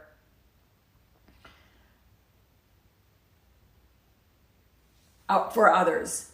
Mediator. I drowned, and I'm still drowning sometimes. Beautiful, beautiful, beautiful. So Heidi, do you recognize that you've been a sponge to other people? And then rather than feeling, you've taken on others. And were you able to connect with the emotions, the feelings with that? So the awareness of the stories, we have to be willing to speak our stories, and then we go to the emotional level. And how did it make me feel? It didn't make me feel seen. It made me feel unloved. It made me feel unworthy. It made me feel unfree. This is the acknowledgement. So mostly we've moved from awareness, but now you guys are starting to talk about the awareness. Now I could say, well, what did it guide you towards? What is it guiding to you? I see that gaslighting is coming up. Let me finish these statements, and then we'll start to get into gaslighting. Gosh, this is great. You guys, this is fantastic. Okay, Cynthia says Charlotte the same. Valerie talking to Christine. Heidi, detangling is a great word. I love it, Heidi. I love the word detangling, because we have our life happening, and then now we get to detangle from it, calibrate from it, relearning from it. I really enjoy detangling too. Susie, I too was gaslit. What I was believing him. Now I'm ashamed. So sad that it happened. Beautiful, Susie, beautiful. That shame is beautiful. That shame is a gift. So instead of being ashamed of the shame, I want you to hold that shame from a place of excitement that you see your shame. And we're going to start to look at your patterns of shame. So these feelings are where the empowerment is. These feelings are where we start to recognize oh, this is great. I have the feelings now that I know that I get to work out of. Beautiful. Irie, when you experience gaslighting, both those you love and trust, beautiful. Gaslighting has a lot to do with love and trust, that you're supposed to feel secure and trust these people, and you doubt your feelings, which is what Steve uses the word doubt a lot. You doubt your feelings and how you affect on your experiences. Beautiful. These are beautiful. So Irie, gaslighting keeps you from truth, from love, from self-knowing, from clarity, and truth. Beautiful. Cynthia, gaslighting felt like I was crazy. Beautiful, crazy. How did I get the situation so wrong? Started second guessing myself, and now I know better. Beautiful. You guys, do you know on, when is it? Next 11/1. It's Thursday. We're moving from doubt to clarity. No, that's next Thursday. Tuesday. Moving from doubt to clarity. So, and gaslighting is all about clarity. Beautiful. Okay, this is so fantastic. Oh my God, you guys, this is so fantastic, so fantastic. There's going to be a post about this. I'm going to be writing about gaslighting. Okay. Gaslighting. Then you shut down your feelings. Shut down. This is what Steve keeps talking. Steve, you're not alone. You're not alone. The intensity of it, because of when it started in your storyline, might be more. You are not alone. You're not alone. Everything feels like it could be you saying this. Gaslighting felt like panic, aloneness, that nobody believes me. Beautiful, beautiful. Gaslighting. Oh my God, this is so amazing. This is so amazing, so amazing. You guys are so amazing. Gaslighting feels so painful and destructive. Someone is turning the truth on its head and making you think you are crazy, crazy, crazy. Keeps coming up as crazy. And you made up a story that was true. Beautiful. Guys, do we see all of the patterns? We're all the same. Yes, processing. Like profession as a nurse. Okay, this was... where am I? Heidi, yes, processing, like profession as a nurse, left the profession as a nurse, can no longer take care of others, have to learn who I am. Heidi, beautiful. Keep coming. Let's keep talking emotions. Let's keep getting it, and let's keep learning and growing. Beautiful, beautiful, beautiful, Heidi. Beautiful awareness. Mary Alice, yes, please do a live on gaslighting, please. I've been cleaning with rubber gloves on, but movement helps me process emotions. Beautiful. Yes, in the beginning, we got to wear rubber gloves. I think you're talking symbolically, not physically. We got to wear rubber gloves. In the beginning, our feelings are overwhelming. So in the beginning, that's why I say do not overindulge in the story. Come from it from intellectual. I want us to come in more on the egoic level and the intellectual level, recognizing we're starting to understand our spiritual journey and what this is all about. I don't go directly into emotion, because then it can be so overwhelming. So we wear the rubber gloves until we're ready to become more. And it's like, oh, I was comfortable with it as doubt. And then I could start to feel it as clarity, and we start to feel more and more and more. So this is beautiful, beautiful, beautiful. Rubber gloves. I like it. Mary Alice. Miranda, invalidating an intention to project destruction. More than once we've been using the word destruction. Invalidating. That's that self-doubt. And debilitate my happiness and dreams, as well as my well-being, confidence, deservability, and belief that I am allowed. That's worthiness. Beautiful, beautiful, beautiful. Miranda, you're talking about worthiness. I am unworthy, that I'm allowed to protect myself and have any standard of dignity, of respect in this world, and that's all my fault. Beautiful, and it's your fault. Beautiful, beautiful, beautiful. This is amazing, amazing. Steve, I don't know what gaslighting is. Be like me telling you, here we are, not here. It's sick. Can't explain it with my mind. It makes your mind without the person knowing-ish. You don't know how that you don't know. It's pure debased survival on every hand. It's majority abusive tactic, not God, pure devil. Beautiful, Steve, beautiful. Everybody has been describing things that you have described in the past. There is such a parallel. So what did we say, you guys? We said it's not trust, lack of trust. We said lack of clarity, lack of self-doubt, worthiness, lack of worthiness. Beautiful, beautiful, beautiful. Love to Charlotte. Gaslighting is mental torture. Miranda, and none of that is true. I am the one with the issue mental illness. Beautiful, beautiful. Steve, psychological abuse more entailed. Beautiful. Miranda, and never feel safe. Debbie, Irie, totally. Okay, that was to Irie. Gary, Steve, define gaslighting for me. Okay, Mary Alice, gaslighting keeps me from trusting myself. Mary Alice, never felt safe, even in my own mind. Pama, gaslighting keeps you from making correct decisions for your life. Charlotte, a memory, I'm sitting. Okay, Charlotte, that was a typo and she might retype. Carol, a gaslighter made me think I'm literally losing my mind. I started looking into medications for my memory in my 20s.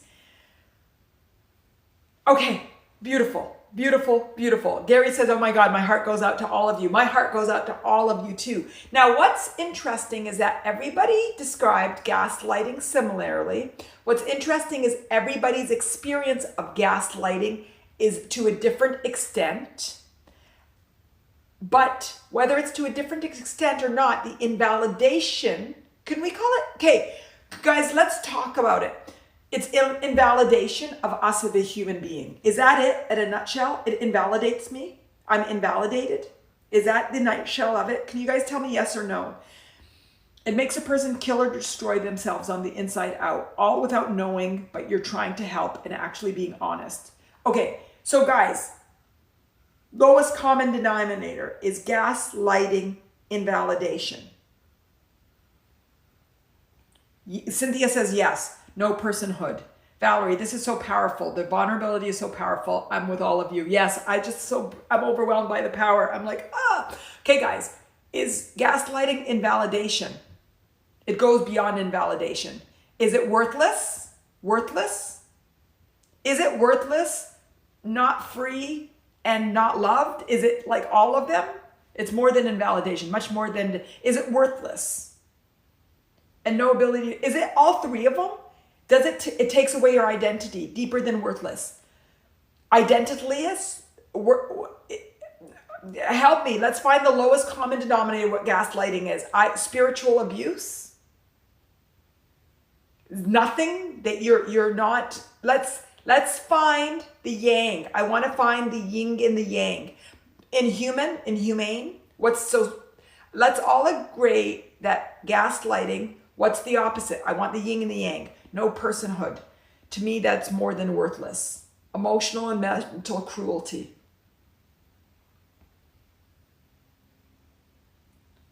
Sporty Jen, gaslighting experiences from early childhood has totally dominated and stopped me from living my life fully. Not only was it happening to me, but all my siblings too. I suspected things so long were not right, but it was difficult for me to get enmeshed in everyone's shame, guilt, anger, fear, upset, and conditioning. The realization is my father conditioned us from an early age, including my mom, but he was conditioned too from his father. Intellectually, I get, but emotionally, the sense of injustice is too strong. Duncan, disarms you of everything that you are.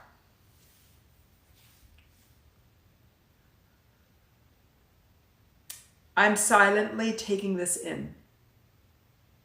I want us to find the yang to the yin. Eventually allows us to learn and connect with who we are on a deeper level. Deliberate mental cruelty. Disempowered? That's not strong enough though either. Is it?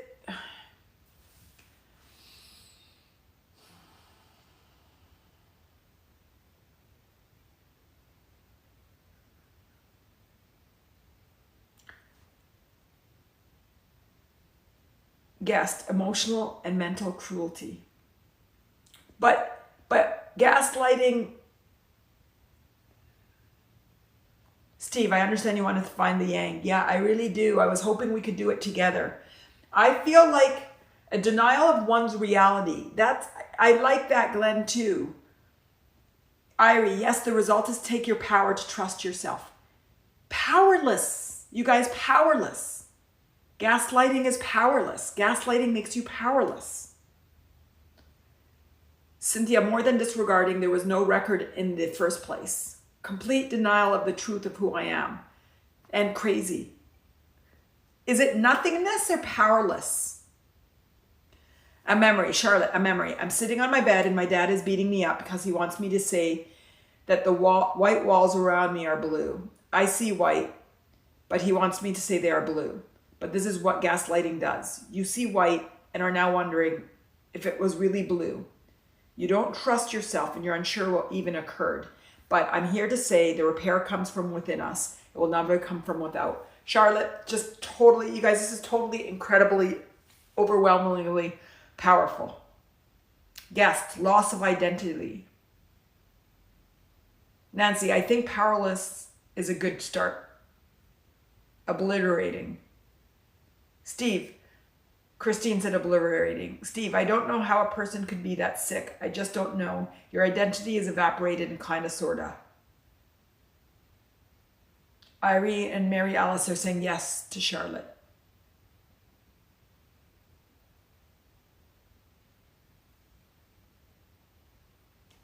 Okay. Got it, guys. I think I got it. Gaslighting takes away all of your trust on your physical, emotional, mental, and egoic level. It removes single-handedly your calibration to truth on all 4 levels. It's not emotional only, it's not only physical, it's all 4 levels. So you have nothing to stay connected to. Oh, guys, we got it. When you're upset, that's on the emotional level. When somebody hurts you, that's on the physical level. When somebody does something mentally and you doubt yourself, that's intellectual. Gaslighting comes on all 4 levels. So you have nothing to hold on to for reality. You have nothing to hold on to keep you connected to reality. Gary, Manal, I'm overwhelmed but just hearing these horrific descriptions. Steve, absolutely dehumanizing, shame-induced and unimaginable, so what's the yang? Me too, Gary. Mary Alice, yes. Gaslighting. All 4 are shaken. So there's nothing that we can hold on to. Nothing. So when somebody physically hurts us, we can say, oh, hold on to our brain and say that they're dumb or whatever. If somebody emotionally does it, we can physically hurt them back. If whatever happens, we have another one of our bodies to count on, to leverage, to lean on. Even, I always come back to Oprah because I adore her and I love her and she was one of my biggest growth teachers. Oprah, during hers, she knew she was the creator. So she was abused on different levels, but she always knew she owned her mind. Gaslighting gets rid of all 4. You don't know what to believe. You guys, we're getting it. All 4, gone. And that's why, Steve, you always say, I don't know how to hold on to any of these because there was no basis for building up any of your 4 bodies because your 4 bodies were never given the opportunity to build its muscle. Guys, do we have it? I'm so overwhelmed. We're gonna do gaslighting and I'm gonna write a lot about this. Okay, Carla, that's it. You no longer believe yourself in general. You're no longer connected to yourself. I believed I don't have a gut or intuition for years. I didn't believe myself. This is resonating. Christine, feeling imprisoned. Carol, medical gaslighting is awful. You trust a professional more than your body. That's when they misled you. Beautiful. Steve, it has to be completely undeveloped person, child, totally unloved or something. Okay, DM, 4 bodies. What are they again? Okay. Duncan, you end up believing you're less than worthless. Yes, because you haven't developed any of your body. There's nothing for you to lead on. So you are not a human. You don't feel human. You don't feel validated. You have nothing to lean on. Got it. Oh my God, this is absolutely powerful. 4 bodies. Our 4 bodies is our physical body. This is our physical. So if you're physically abused, This is your physical body. When our physical experiences, this is what I consider in our physical body. So when we talk about Steve's story about being physically treated in a certain way, that's his physical experience. Then we have our emotional body. This is our emotions, our sadness, our anger. Our emotional body is our tool, our calibrator. This is what leads us to our truth, and it's the most beautiful body. They're all beautiful, but anyway, allow me to speak it in this way, because it's the heart, and it's what ultimately, what our truth is found in our heart and compassion. And ultimately, when we find our truth in alignment, it's our heart that's going to lead us, and our heart that has our intuition and our knowing. It's our heart. So our second body is our heart, our emotional body. All shift has to happen through our emotional body.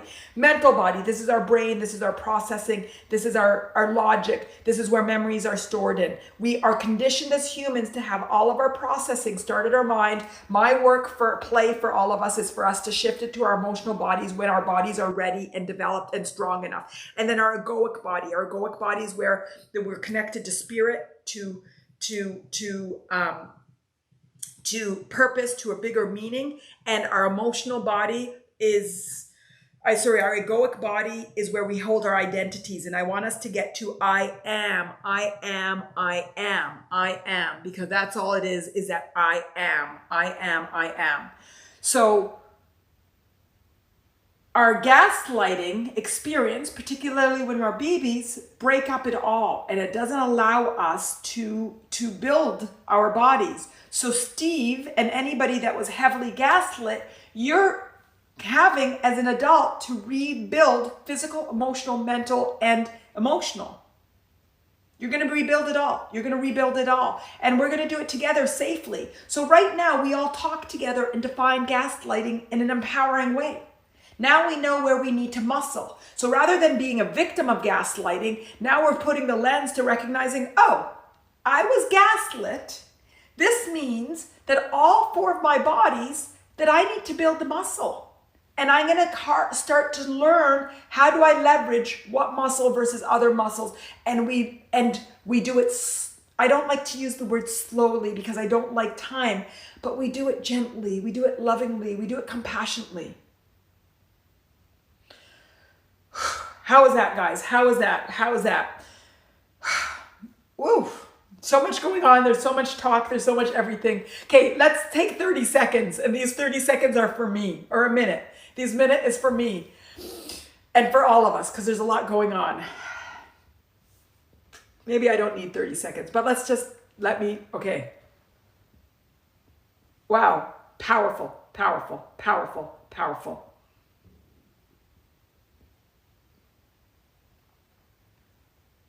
Okay, so DM asked, what were the four bodies? I just went through them. Duncan, you do end up believing that you're less than worthless. Okay, we are going to build back.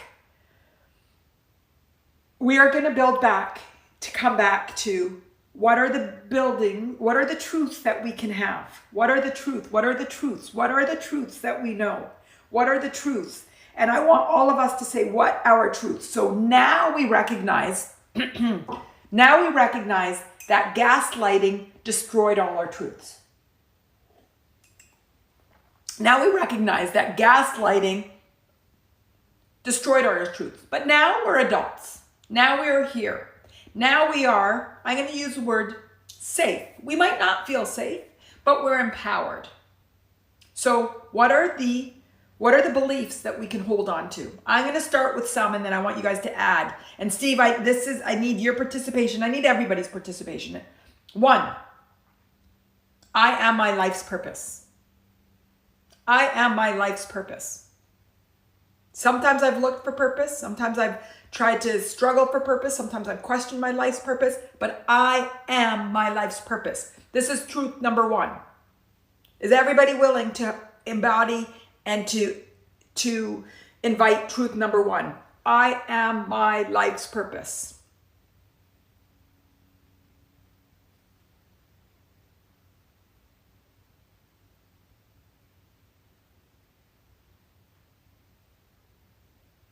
I see the hearts going. So this is because of Duncan. Duncan said, you do end up believing that you're less than worthless, okay? Debbie, thank you for the gift. guest, and why did and does this all happen to us? Life, we're living life purpose. And there is conditioning, and conditioning is here for us to grow and expand. So guest said, I think guess is Ginny. Why did and does, is that Ginny? Why did and does all of this happen to us? And I'm going to answer to say, because we're in the human journey. We're here for growth and expansion. This is the second belief that I'm going to ask us all to say, that life gives us conditioning, and that conditioning is here to teach us to align to truth. So I invite everybody to take those beliefs. Let me know. DM, physical experience overtaken. I think you're talking about gaslighting again. Sporty Jen, you're broken to the point to turn all aspects of yourself against you. Beautiful. You can't align with truth. There is no truth. So we're going to reconstruct truth. You can't lash out outwards, so you lash inwardly. Beautiful. So instead of aligning with our power, we continue to destroy our power. Beautiful. This is all beautiful. Steve, it's the silenced for me. I got nothing to a voice. Too early it happened and perpetuated. When I talked, I was told to shut up. Okay, beautiful, Steve. Today, we are asking you to speak, to align with your inner power and your purpose, and recognize there's aspects of you that is a baby. There's aspects of you that is still growing. There's aspects of you that was not nurtured at 0 weeks, months, years old, that is a baby. So I will hold you, and we will hold you as a community to allow you to start to crawl and then walk and then run. And it can only come from you going in. It can only come as coming in. Gary says, Manal, what should their truth be recognized as? The truth is recognized as, gaslighting. If that gaslighting is the truth, again, I'm not gaslit. I was raised in conditions where I have to start to teach myself things that other people learn at 0, 1, 2, 3, 4, and 5. Life is about growth and expansion. Right now, I'm learning a lot about in business and digital marketing, and a lot of things that I have never learned. And that's my journey to grow right now. Some people may have learned it in their 20s or their 30s. I'm learning it now. So Steve is learning, and everybody that's been gaslit is building the muscle of things that may have been built, that I may have learned at 1, 2, 3, and 4. But life is about growth and expansion. So we are identifying areas to grow and expand. So we look at our past, start to untangle it to understand, where do I need to grow and expand? So right now we realize, we can all relate to trauma. So trauma brought up the story of gaslighting. Gaslighting made us all realize that gaslighting means our 4 bodies were not developed. We weren't taught to express ourselves. We never felt safe physically. We emotionally repressed our feelings. We mentally felt that we doubted our feelings, and we had no trust in anything. So now I realize that was my experience. So what do I have to do? Hold myself in love, give myself the love that I never received, and allow myself to rebuild to a point of being aligned with my inner power, because they can take my past away. Nobody can take my now away. And now is muscle. So to me, gaslit, if I look at it as an analogy, because I always look for analogies, it's like little orphans that were put in an orphanage and in a crib and not cared for in any way. And even though they may have been adopted at 2 or 3 or 4 or 5, there are elements in them that really need to be reconditioned and loved and cared for, and intense therapy to go in. Intense therapy. Glenn, you mentioned as a baby being gaslit. What is this? Or as a child when your feelings were simply dismissed as a parenting style. It's unconditional, but is this being gaslit? Do we all gaslight when we lie? Glenn, this is then where I don't like the labels. What I want to do is validate where we felt unfulfilled, unaligned with our unconditional worthiness, our unconditional freedom and unconditional happiness, and calibrate back to it. There are certain terms that all of us can relate to, but everybody still had a different meaning. But at the end of the day, when we got down to the lowest common denominator, it was not trusting any of your bodies. That you were raised in an environment that you were not given any nurturing to allow you to develop in a healthy way. So you use that to see, where do I need to look at my lens awareness so I can grow? So at the end of the day, what are we doing this all for? So going back to Gary's question, what would be the truth recognized as? That we're growing and expanding. So we recognize our past to realize where I need to love myself, where I need to focus, where I need to grow, where I need to start to recognize, oh, I'm worthy. My conditioning has taught me that I'm not worthy, I'm not free, I'm not loved, that I'm crazy, that I'm this and that. But now I'm going to work back to uncondition that conditioning. And yeah, every one of us were in some way gaslit. Everyone, but not to the extent of Steve, absolutely not.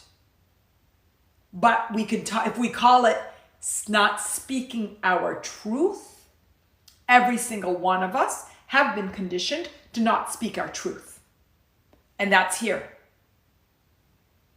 Gaslighting hits all 7 chakras, all 4 bodies. But a lot of us have the inability to speak our truth. That's why people are coming out in different ways. That's why we're saying thee, she, he, they, and all these different pronouns. That's why there's all these different things, because people are saying, I'm not going to be ashamed of my truth anymore. But everybody has that as humans. In humans, there can only be specific number of feelings and specific number of experiences because we're all human. But the storyline, the conditioning, the extent, the impact on me is different for all of us. Different from all of us. But nothing is bad. Nothing is broken. Nothing is suffer. Nothing is struggle. It's all the opportunity for growth and expansion. It's all about figuring out, how do I align with my inner power? How to find the truth of who I am, and how do I go inside? Today's theme is about going inside. DM says, learning to speak our truth. Beautiful. And Glenn says, yes, okay, beautiful, to that, what I was speaking to. Christine, and even as an adult, when someone says, what, that didn't happen, that was you. Beautiful. And Christine, I speak to my son, and I say to him, that's your truth. What's my truth? Both of our truths are right. So in the past, I would have said, why are you doubting me? In the past, I would have said, no, you got it wrong and I got it right. But now, actually, I say, both our truths are right. I told you guys about WWF, Worldwide, I can't even remember what it's for. WWF. One is a wildlife foundation, World Wildlife Foundation, and the WWF, the other one was the Worldwide Wrestling Foundation. WWF is now WWE or WW something else. But in my time, there was 2 WWFs. But because of the lawsuit, the Wrestling Foundation is no longer WWF. It's now WWE or something. And my son and I were arguing about what WWF was. And then when we Googled it, we were both right. So the point isn't you're wrong and this is right. The point is how to see that everybody's truth is true. How is everybody right? How is everybody right? Whether they're right or wrong, it doesn't matter. If your lens feels you're right, then you're right. And if I start to see everybody from being right and me being as right, then everybody is speaking their truth. Everybody is speaking their truth. Carol, gaslighting is where the truth is denied and you're made to feel crazy, dumb, stupid for believing the truth happened. Perfect. So the truth, which is the egoic truth or the mental truth, is denied. So you doubt yourself, your beliefs, or you doubt your mind. Gaslighting is when an event or conversation happened. So the physical happened, you doubt the physical. You're scared to be emotional because you're being gaslit. And so they're probably projecting their energy on you. And you're doubting your mind. You're doubting. Doubt on all 4 levels. Gaslighting is when an event or conversation happened and both parties know it, but one of the parties accuses the other one of being forgetful, crazy, stupid for believing it happened. Beautiful. Now, Carol, instead of the other party doing it because they're trying to deny your truth, although some people might have the bad intentions, let's look at the other party as dumb or seeing truth differently or conditioned adults. So now instead of being victim to them because of their intention, let's recognize there's a conditioning in them. There's a broken in them. And so now instead of being victim of that, let's break that chain and see how do we take that and align with our inner truth. And breaking that might be now this person's not a part of our life. This is and aligning with our truth. We're going to do it in all different ways. But now I'm seeing how gaslighting can become empowering. Do you guys see how gaslighting now is empowering? DM, opportunity for growth and truth, alignment with our truth. Gaslighting leads us to truth. Alignment with the truth on our four bodies. And it takes us to be strong. So if you were gaslit, that is because your truth for being aligned with your inner power and knowing truth is strong. So your human conditioning to deny your truth so you can align with your truth is absolutely powerful. Powerful. Powerful. Can you see the power? Can you see the power? I start to see the hearts. Debbie, I'd like to share that after many years of what accumulated me feeling tortured by all of this, just 2 months ago, I started intense work with a therapist, and I'm shocked, it was shocked that I do feel newly empowered in the true opportunity for growth. Beautiful. It's here for our growth. DM, our truth is being aligned with our inner power, how gaslighting becomes empowering when we understand exactly. Everything becomes empowering when we understand. Everything. And that's why I like to take it back to lowest common denominator. What does it do? What does it do? What's it doing? What does it mean? How is it here for our growth and expansion? And only when we take it down to the lowest common denominator do we understand why it's here for our growth and expansion. Carol, sure, they may be conditioned, and yet we've also been conditioned that we've always forgotten to see our truth as truth. Like you said, we deny our truth on all levels. It's powerful to finally start seeing it all on all levels. Yes, Carol, yes. And Steve, look how you perpetuated this growth in a big way. So Steve, not only was his conditioning here for his own growth and expansion, he keeps pushing it. Steve's been on these inspirations so many times and keeps pushing it and pushing it and pushing it till a point that it says, oh, we relate. Oh, what does this mean? Oh, how do we collectively grow from it? This is just so powerful. I'm just so in awe. I'm so in awe. So in awe of the power. Gary, now I have something to think about when I'm feeling sorry for myself. Thanks to all of you for sharing. Ouch. Never feel sorry for any of us, for anybody. Everybody's stories are their stories for growth and expansion.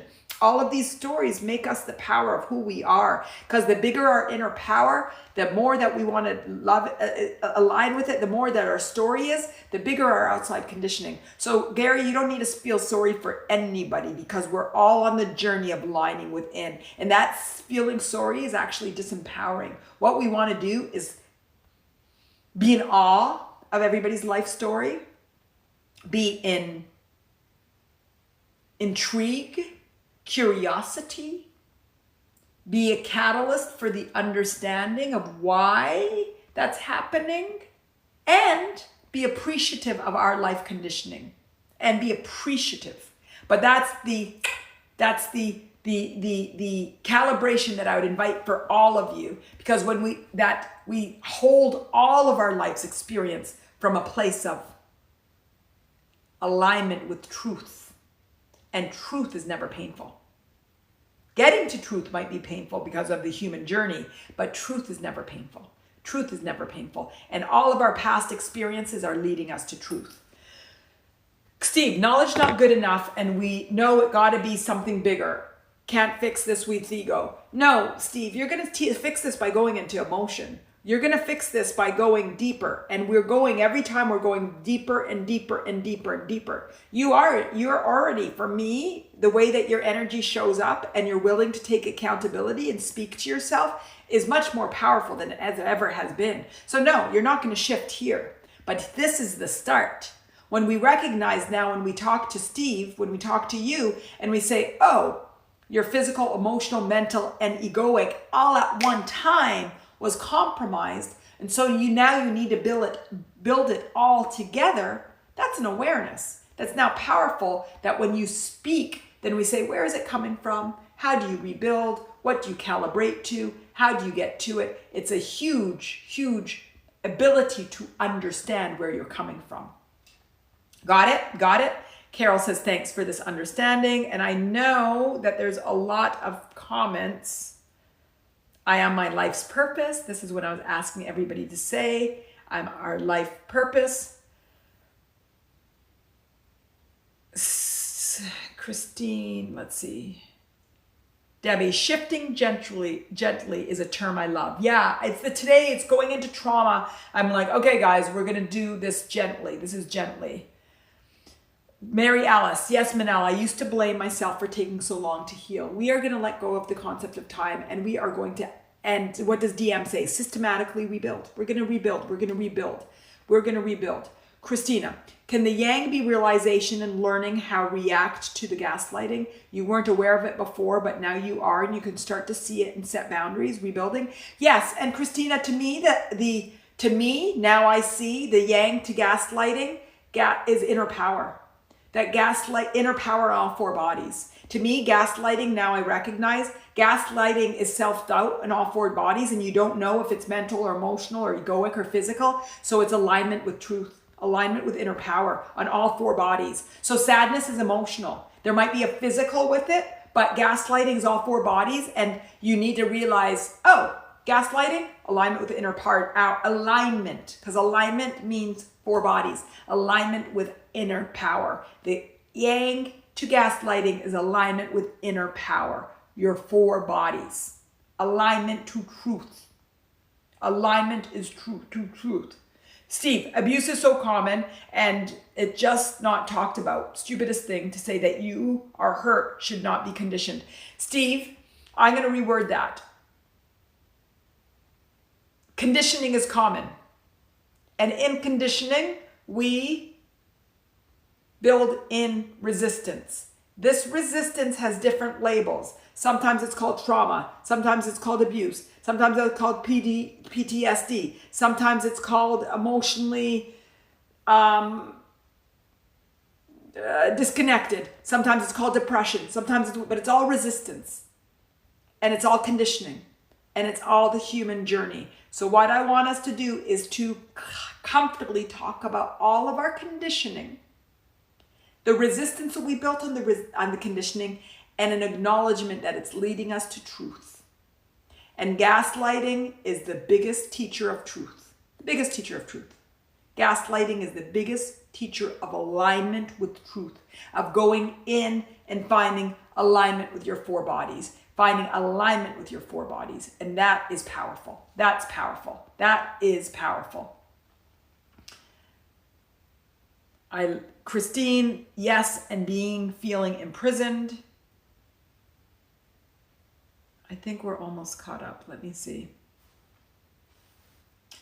DM, conditioning equals resistance built, and this leads us to alignment with truth and ultimately inner power restoration. Absolutely. Conditioning is when we were unaware, we allowed the external to impact us, and then there's a moment of awareness, and then in this awareness, we recognize that we can go in and get everything that we need. So conditioning is life's external. We learn, and then we build to go internal. And then in this internal, we have to let go of the resistance to align with our truth. So it's beautiful. Steve, yeah, but why call it anything is just what I'm saying, but I got you. Steve, I got you too. Let's just call it is. That's what I keep trying to get to, but then we need to put nouns to this is. It just is. But if I wrote today that today's inspiration is called Rescripting is, nobody would really relate. So we say rescripting trauma stories, rescripting victim stories, dealing with depression. Everybody wants to label everything. I would love to call every inspiration is. I am. Life is. Life was. Life will be. Life is. Is. I am. Own. I would love that. But then it doesn't offer the opportunity for us to speak to the things, the resistance, the conditioning that we want to let go. Nancy, is efficient body same as spiritual body? They seem opposite. Egoic body. Oh, Nancy, for me, my language, the way Manal is teaching the human body, the egoic body is the same as the spiritual body. It is the same as spiritual body. And for me, the ego has always been named and has a bad rap. But for me, the egoic body, when we're holding the egoic, is I am.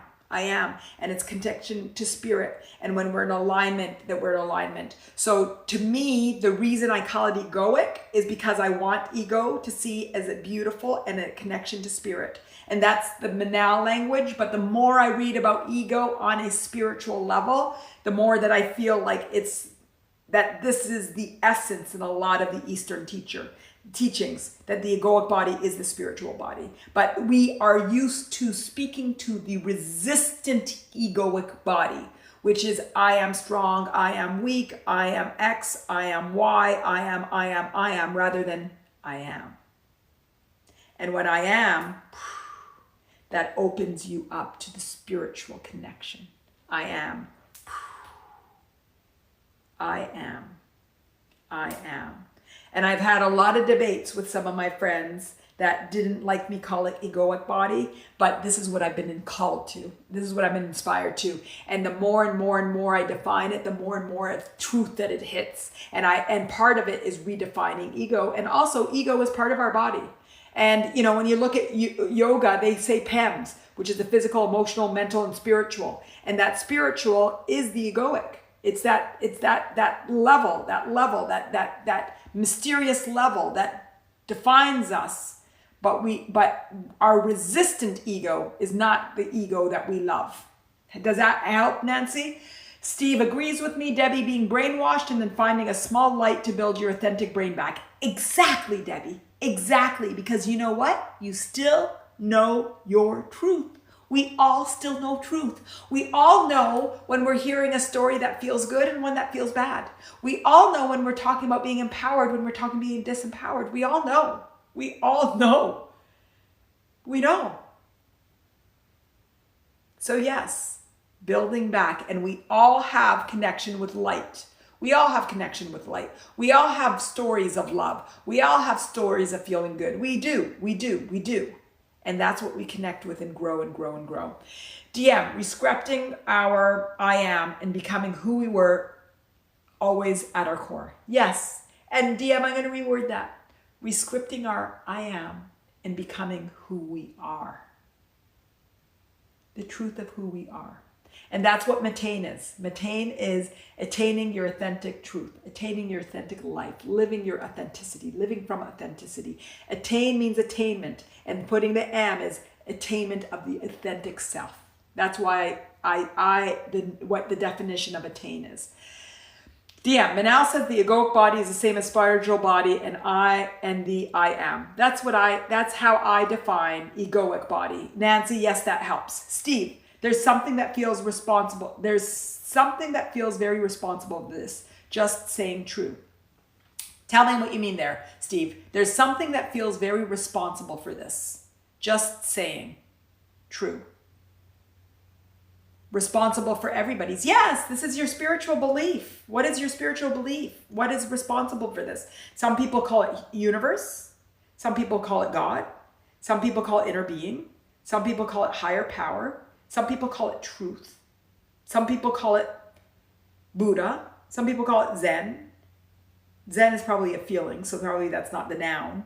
But yes, depending on what your spiritual beliefs are. For me, they're all synonyms. But I do love I do love God. I do love the noun of God.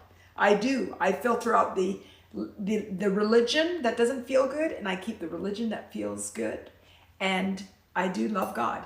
I love the word God. I love feeling into that God is there. But some people, because of their conditioning, they've got a lot of resistance with God. So don't use God. Use universe. Use higher power. Use deeper power. Thank you, Glenn. Use truth. Use inspiration. Use purpose. Use purpose. Steve, use whatever word that you want. Being. Just use it, being. Whatever it is you use, don't filter out any that causes resistance and just use what feels good. Use what feels good. Now, guys, I don't know if I went through all the comments because I've jumped back. Carol, yeah, I've jumped back and forth. Is there any comments that I shouldn't read? Because now I'm getting dizzy with all of these. No, I'm not really getting dizzy. But are there any comments in the past that you would want me to read that I didn't read? Because they all came at one point and when I was overwhelmed. Steve, about figuring out what gaslighting is. But we did it, you guys. We did it. Steve, there's something I freak out when, or if, I don't know, everyone's all right. I feel responsible for it in some way. I don't know if I make sense. Yes, Steve, you do make sense. I'm going to tell you what it is.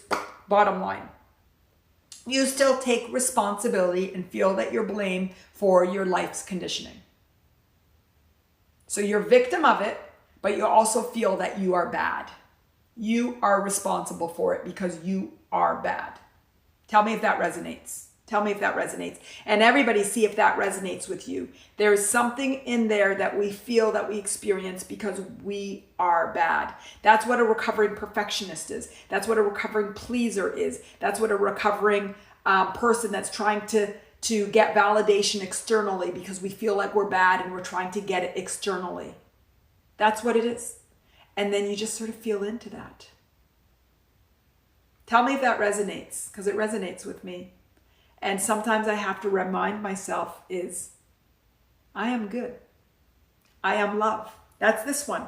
Worthiness. Gaslighting is about worthiness, happiness, and freedom. It's all three of them, okay? And all three of them, it takes you to the lowest lows, and you want to calibrate to them. But you are bad. You have a feeling, a sense of you being responsible for it because you are bad, that you deserve it, that you did something to deserve it, that you weren't worthy. And so that's why this happened, and that you're responsible because you are bad.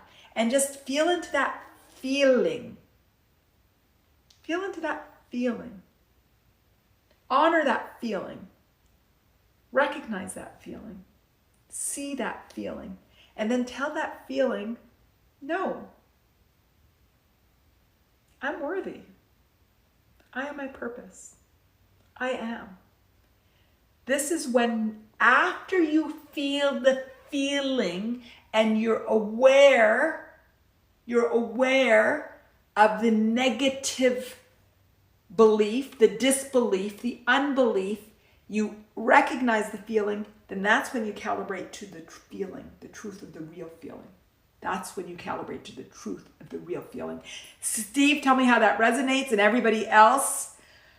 Cynthia, as I become more aware of the I am, the greater the vibratory invitation to others to find their own I am without me saying a word to them. Yes, Cynthia, we become a mirror for others. We resonate truth and we bring those that are looking for truth and they feel their truth.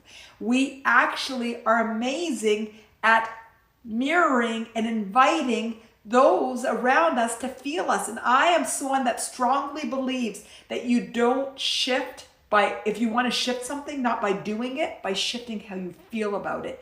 And then the universe takes care of it all or inspires you to do something. So whenever somebody says, what should I do? I'm like, nothing until you feel good about it. And then what you should do will come to you, or the universe will take care of it on its own. On its own. On its own. It's so fun and exciting and empowering when you recognize that. DM, worthiness, happiness, and freedom. Yes, worthiness, happiness, and freedom. Those are my three threes. Those are my threes. You guys know Jacob 2-2, and now I'm calling myself Manal 3-3. 3 has always been my number, and that's it. Worthiness, happiness, and freedom. Worthiness, happiness, and freedom. DM said it again. Cynthia, yes, Manal, it resonates clearly and with excitement and freedom. That's what I want whenever we feel something, to be excited and free. Be excited by it. Rather than judging ourselves for having that feeling again, say, there it is. I see you. I see you. I see you, emotion, and I see you, thoughts, and I recognize you're here as my teacher. And guess what?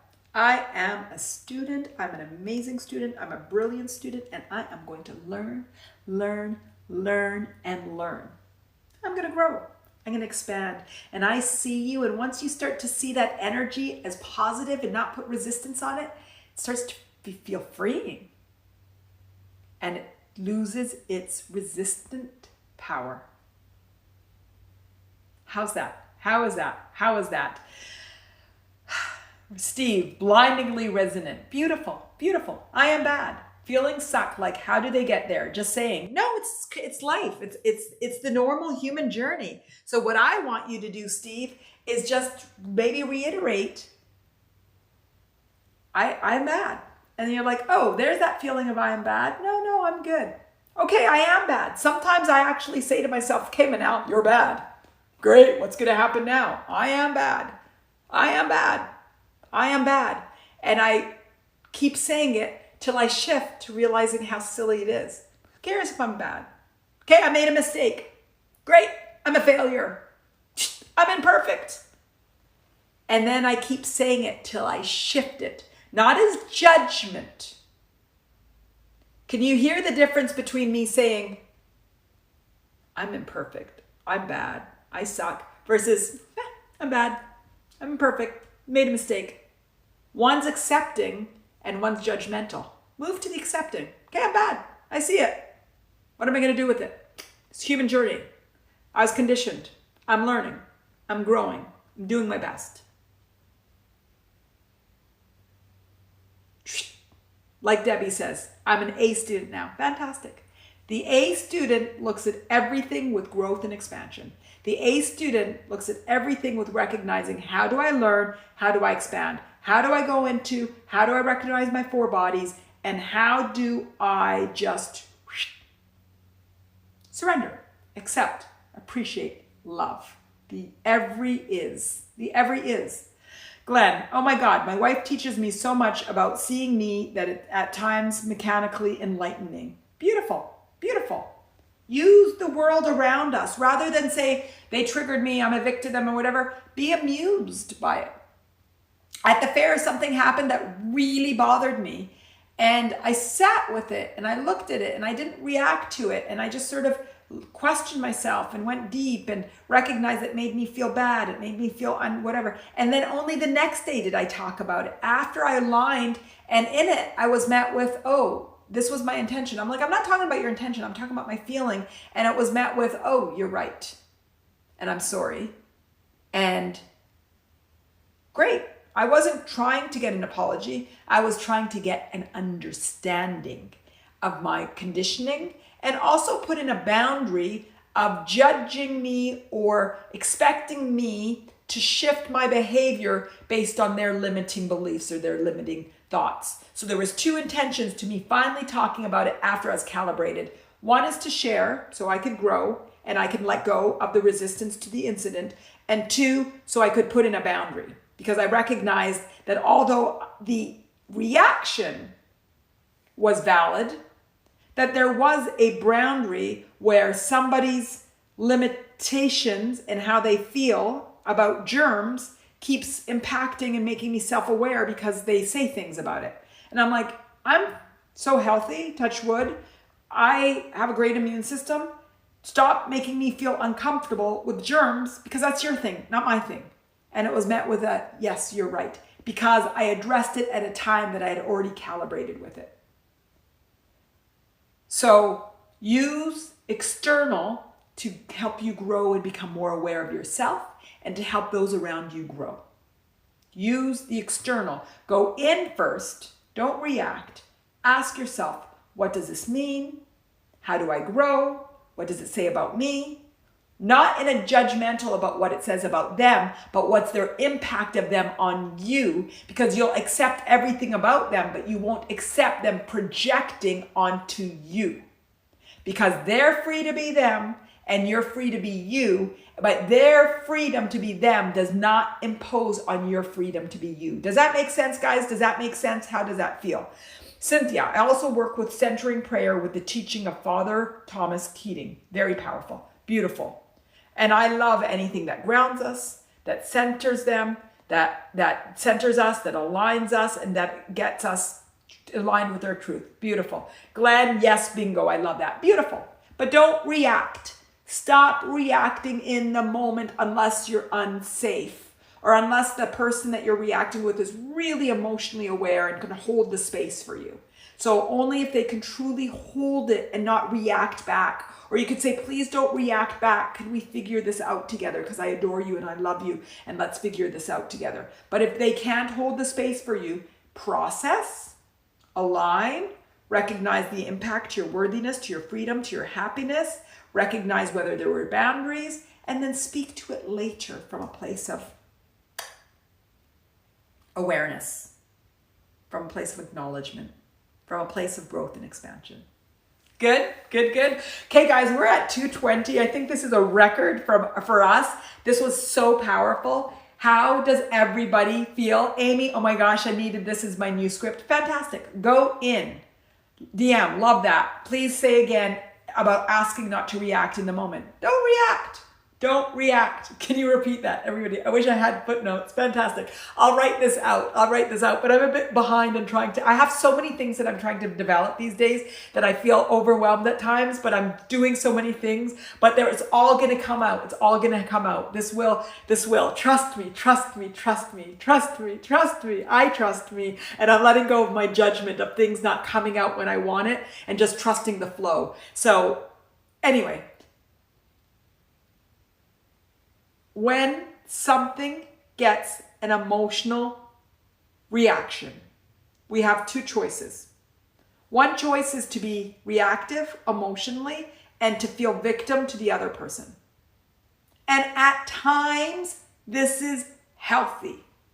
At times, you need to create boundaries. At times that you need to react. Sometimes that spontaneous is healthy. If you react, do not judge. It is healthy at times. But at times, particularly in loving, caring relationships, or in relationships that you really don't know that person, you're best served to go in, to understand, to analyze, to make that deconstructed key lime pie. What is my emotion? Oh, I'm feeling shame right now. What is the judgment? Oh, I feel like I'm bad. I feel like I'm imperfect. I feel like I did something wrong. You guys know that we're on my inspiration about somebody holding the door and she wasn't really looking at us and I didn't really say thank you. And then she said, you're welcome, and how that made me feel. That same feeling that I did something wrong, that I am not good, that I'm being judged. So I had that same reaction. This time it wasn't with a stranger, it was somebody that I care about. So I took it in. Instead of being mad at or reacting to, I asked myself, what am I feeling? Oh, shame. And you guys, this was about an hour that I shifted my feeling, but they didn't even know that I had shifted. And I was doing internal investigation.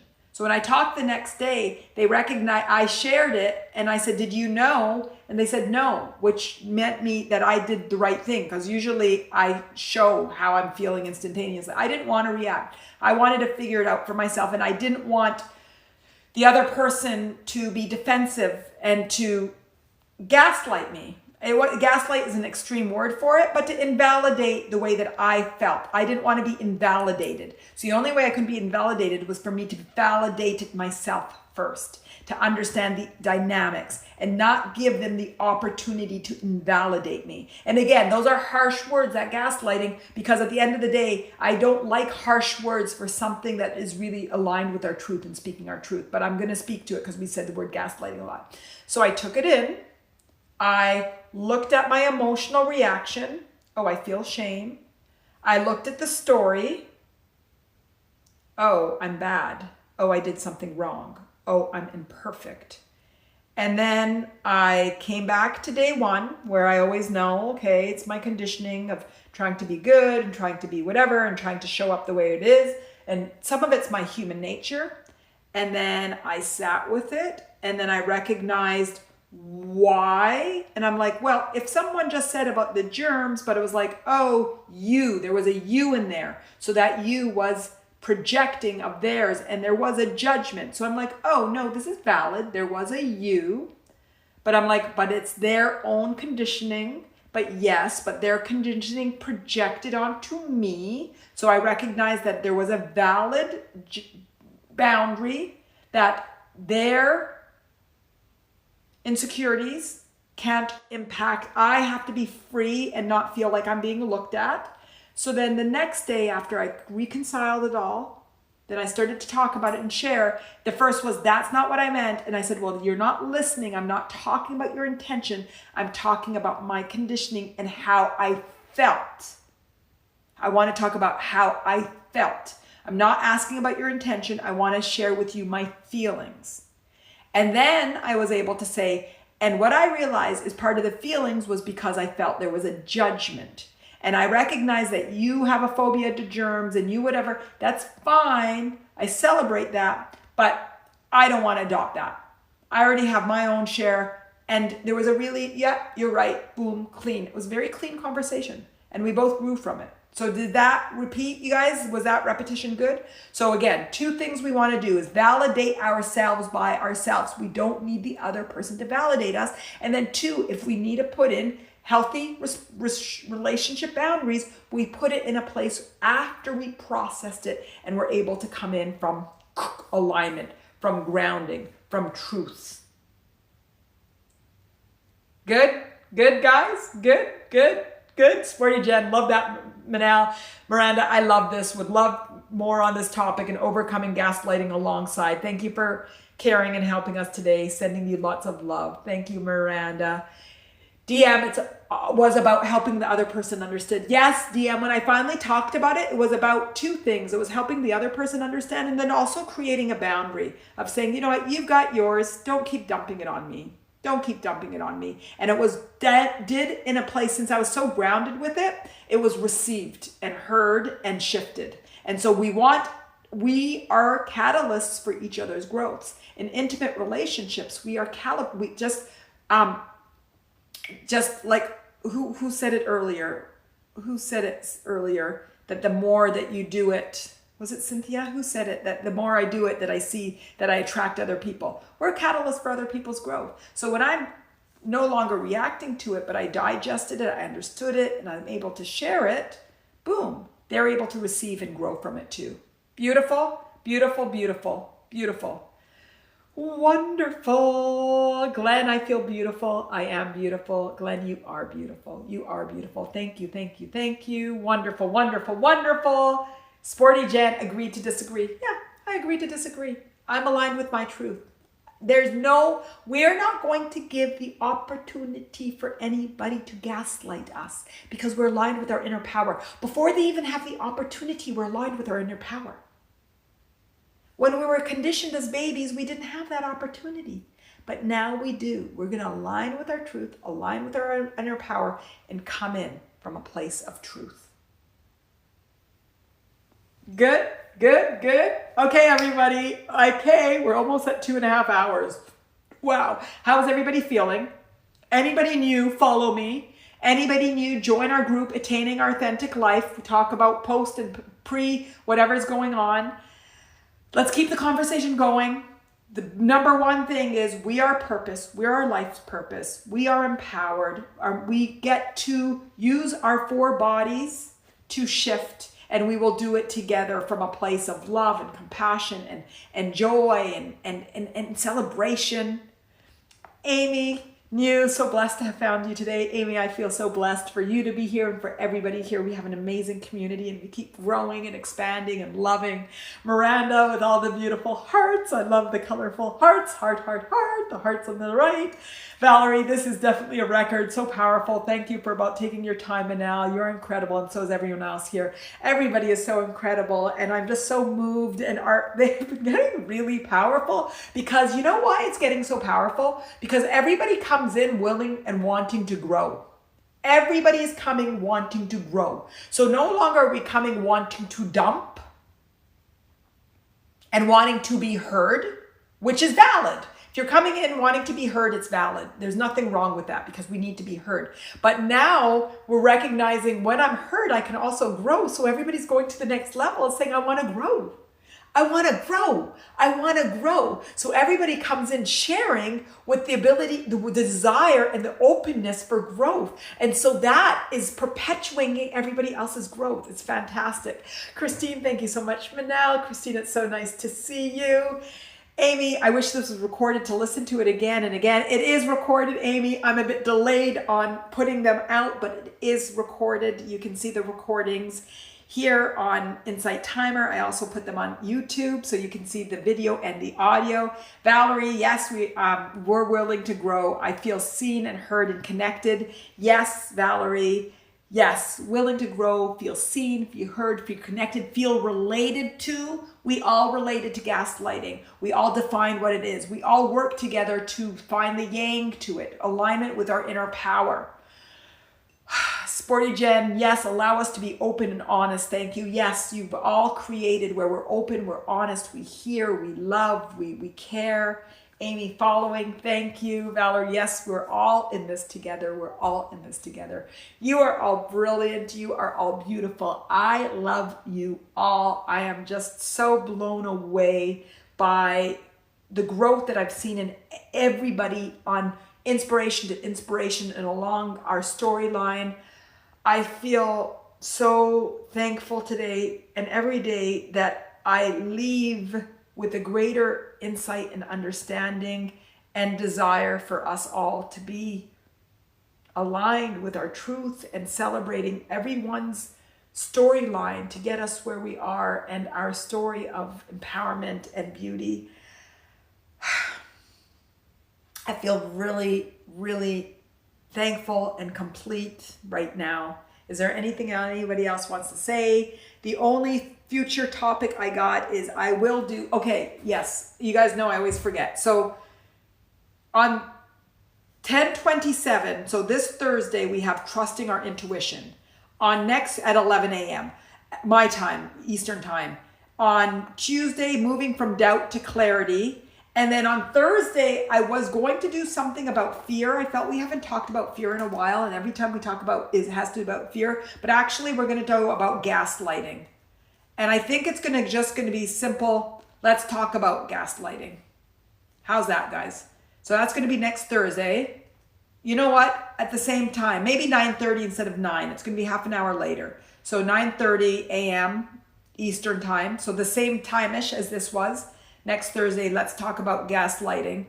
So that's on 11/3. And then the Tuesday after, on the 8th, I will probably talk about fear unless somebody has a recommendation. I'll pause to see if there's any suggestions or recommendation. Valerie, great topics. Thank you. You guys are the ones that all create the topics. I just hear and then jot them down.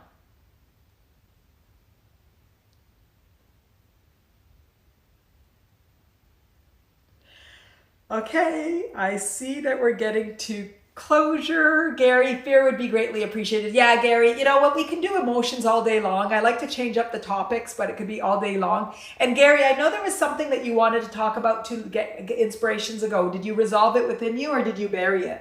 Valerie, when is the live on Clarity? The live on Clarity is November 1st. So that's next Tuesday at 9 a.m. 9 a.m. Moving from doubt to clarity. Moving from doubt to clarity. When we were talking about grounding, we came to that everybody was looking for clarity. So you know what? Actually, alignment with truth is what we kept talking about. So that's another topic. Okay, thank you. Thank you. You're welcome, Valerie. You're welcome. Gary, did you receive my question? I know there's a bit lag between everybody talking. Probably buried it. Oh, I shouldn't have let you get off the hook, but I just honored the clarity that you had. Well, for the next inspiration, try to bring it up and try to see. We don't want to bury. You were just so clear. Later on, I asked myself, should I have pushed Gary? And I said, no, we were coming near the tail end. You were very, very clear that you wanted to talk about it later. And it sounded like that you didn't want to talk about it. So I just honored it. So bring it up next time. Before we get on, anyway, I'll ask you early on, hopefully if you're on next Tuesday. Naturally Locked, thank you, I'll be there. My name is Rosalind, beautiful Rosalind, thank you. I don't think this is your first time. I don't remember you from before, so Rosalind, I'll try to remember that. Cynthia, I want to be your neighbor, Manal. We could walk in the woods together and chat and vibrate higher than the sky. Cynthia, I would love that. You know, in every inspiration I talk about when we have a live event, when we come live, all of us together somewhere in the world, wherever we decide it will be. So hopefully, Cynthia, you will be there with everybody and we can just walk. We can have a walk, actually. Whenever we do one, we'll have a group walk. Gary, it's all right. A lot of people needed this more. Gary, we all are growing and we're all on it. So on Tuesday, we'll bring it out and see what it is and let you grow. I don't like burying. I don't know if I should have pushed you last time. Probably not. I honored that you were very, very clear about what you wanted. So I honored that. Okay, fantastic. Okay, everybody, you are magnificent. I love you all. I am blown away. And you guys have never seen me. So was overwhelmed the right word? But what's the right word? Just taking in and calibrating and just really looking for truth when we were talking in there. Just in such a powerful way. Thank you, Gary, for the love. In the flow, Sporty Jenya, in the flow. And I just felt like it was easy for me to jump to conclusions, but I'm like, Manal, you have to hear. There's so much this is what it is. There was so much information coming in that had to be heard and oriented from a place of truth in a way, because even though this isn't analytical, I'm very analytical in my approach. You guys know I come back to the lowest common denominator. That's a mathematical term. My approach to our humaning is very analytic, but talking about non-analytic things. So I was taking in everything that you guys were saying, and it was coming in very emotional ways. So I had to filter. And then I was doing my mathematical formulas in here. Like, Manal, what is the math? What's the mass? What's the lowest common denominator? What's the pattern? What's going on? How do you bring it down? How do you bring it down to truth, to the truth? And so that was what's going on, that I was out of my flow. Actually, Sporty Jet, I was in my flow, but out of my flow with the inspiration, but in an analytical mode, which I don't bring in. I actually moved into my analytical mode out of my spiritual flow, my knowing flow, to get the mechanical nature of it. And that's why I was like, will I do this later? And I'm like, no, Manal, you can do this now. You could figure out all that and do that mathematics. I was doing mental mathematics. Amy, it's the same thing. Everything, all my social media is the same thing. Manal at Mattain, Mattain by Manal. And I know in Instagram, InsightTimer, please don't, they don't like me and anybody promoting any of the social media, but all of it points back to InsightTimer, and I was asked. So I hope that I'm committed to not talking about other things outside. So I'm sorry, InsightTimer, it was not my intention. And Valerie said, also, Manal, I followed you on Instagram. I was curious and I found you. Haha, fantastic, Valerie. Sporty Jen, you were fully aligned in motion. Yes, yes, yes, yes. Fantastic. But I hope to see everybody here. Join Attaining Your Authentic Life in the group. Continue following on here. We'll keep inspiring. We'll keep growing together. This is so much fun. This is amazing. This is life. Life is beautiful. I want us to get to a point that we all love life. We are all present. We all dream for the future. We have great big ambitions and desires and dreams, but we're satisfied with today. We're not waiting for tomorrow, but we dream for tomorrow because we know our dreams come true. But we're satisfied with today and we're surrendered to yesterday. No matter what happened, we're surrendered to yesterday. That's what I want for us all. I want us all to have satisfaction in the now while still dreaming and desiring for tomorrow. Still dreaming and desiring, because we know that it's all true. Everything we desire is true. But it comes with being in alignment with today and surrender to the past. That's what I dream for all of us. And I know that we're achieving it together. I know. Okay, you guys are amazing. I love you all. I am blown away by all of your stories and your human conditioning and your life stories. And I'm honored and humbled that you come and we talk and we share and we're we're entrusted with each other's stories and emotions and relationships and thoughts, and you guys are amazing. Sporty Jen, you should go on tour, Manal. Come to London for all us Europeans. Sporty Jen, yes, London would be one of my locations. So yes, maybe in 2023. We'll see what year I go on tour. Thank you, Sporty Jen. And I'll say, Sporty Jen, you said you would come and bring all your friends, Amy, dealing with 2 major traumas in the last 4 years, and today was the first time I truly felt hopeful to release and be free from the sadness. Amy, fantastic. And I know it's truth. Every time someone comes in and we can share and be part of this community, I know that you were open to start to see your truth, that you were ready for it, and that it brought you here, and just trusting the journey. So Amy, I'm humbled that you're here, and I'm so glad that you feel the release, and we'll keep doing it together. Our human journey is meant to be amazing. We will find it together. Valerie, oh yes, to Jen and Sporty Jen. Me and Valerie for sure, fantastic. I'll count you in. Guys, I'll say, I remember Sporty Jen and Valerie, you said you'll be there. Valerie, I'll book a trip to the UK, fantastic. I love the UK. It always feels like home to me because Vancouver, Canada, the US, and also Egypt. So those are my 3 roots, are Egypt, Canada, the US. And the UK, because it's just such a nice blend of Vancouver, the climate, and the queen and the king, and like all of that royalty, and also then you go to the US, it has some of the commercial and being such a vital thing like New York, and then Egypt, a lot of the stores, the European stores that are in the Europe go to Egypt. So I go to the UK and I just feel like it's like a collection of like all of my worlds, and it just feels so home. I love the UK.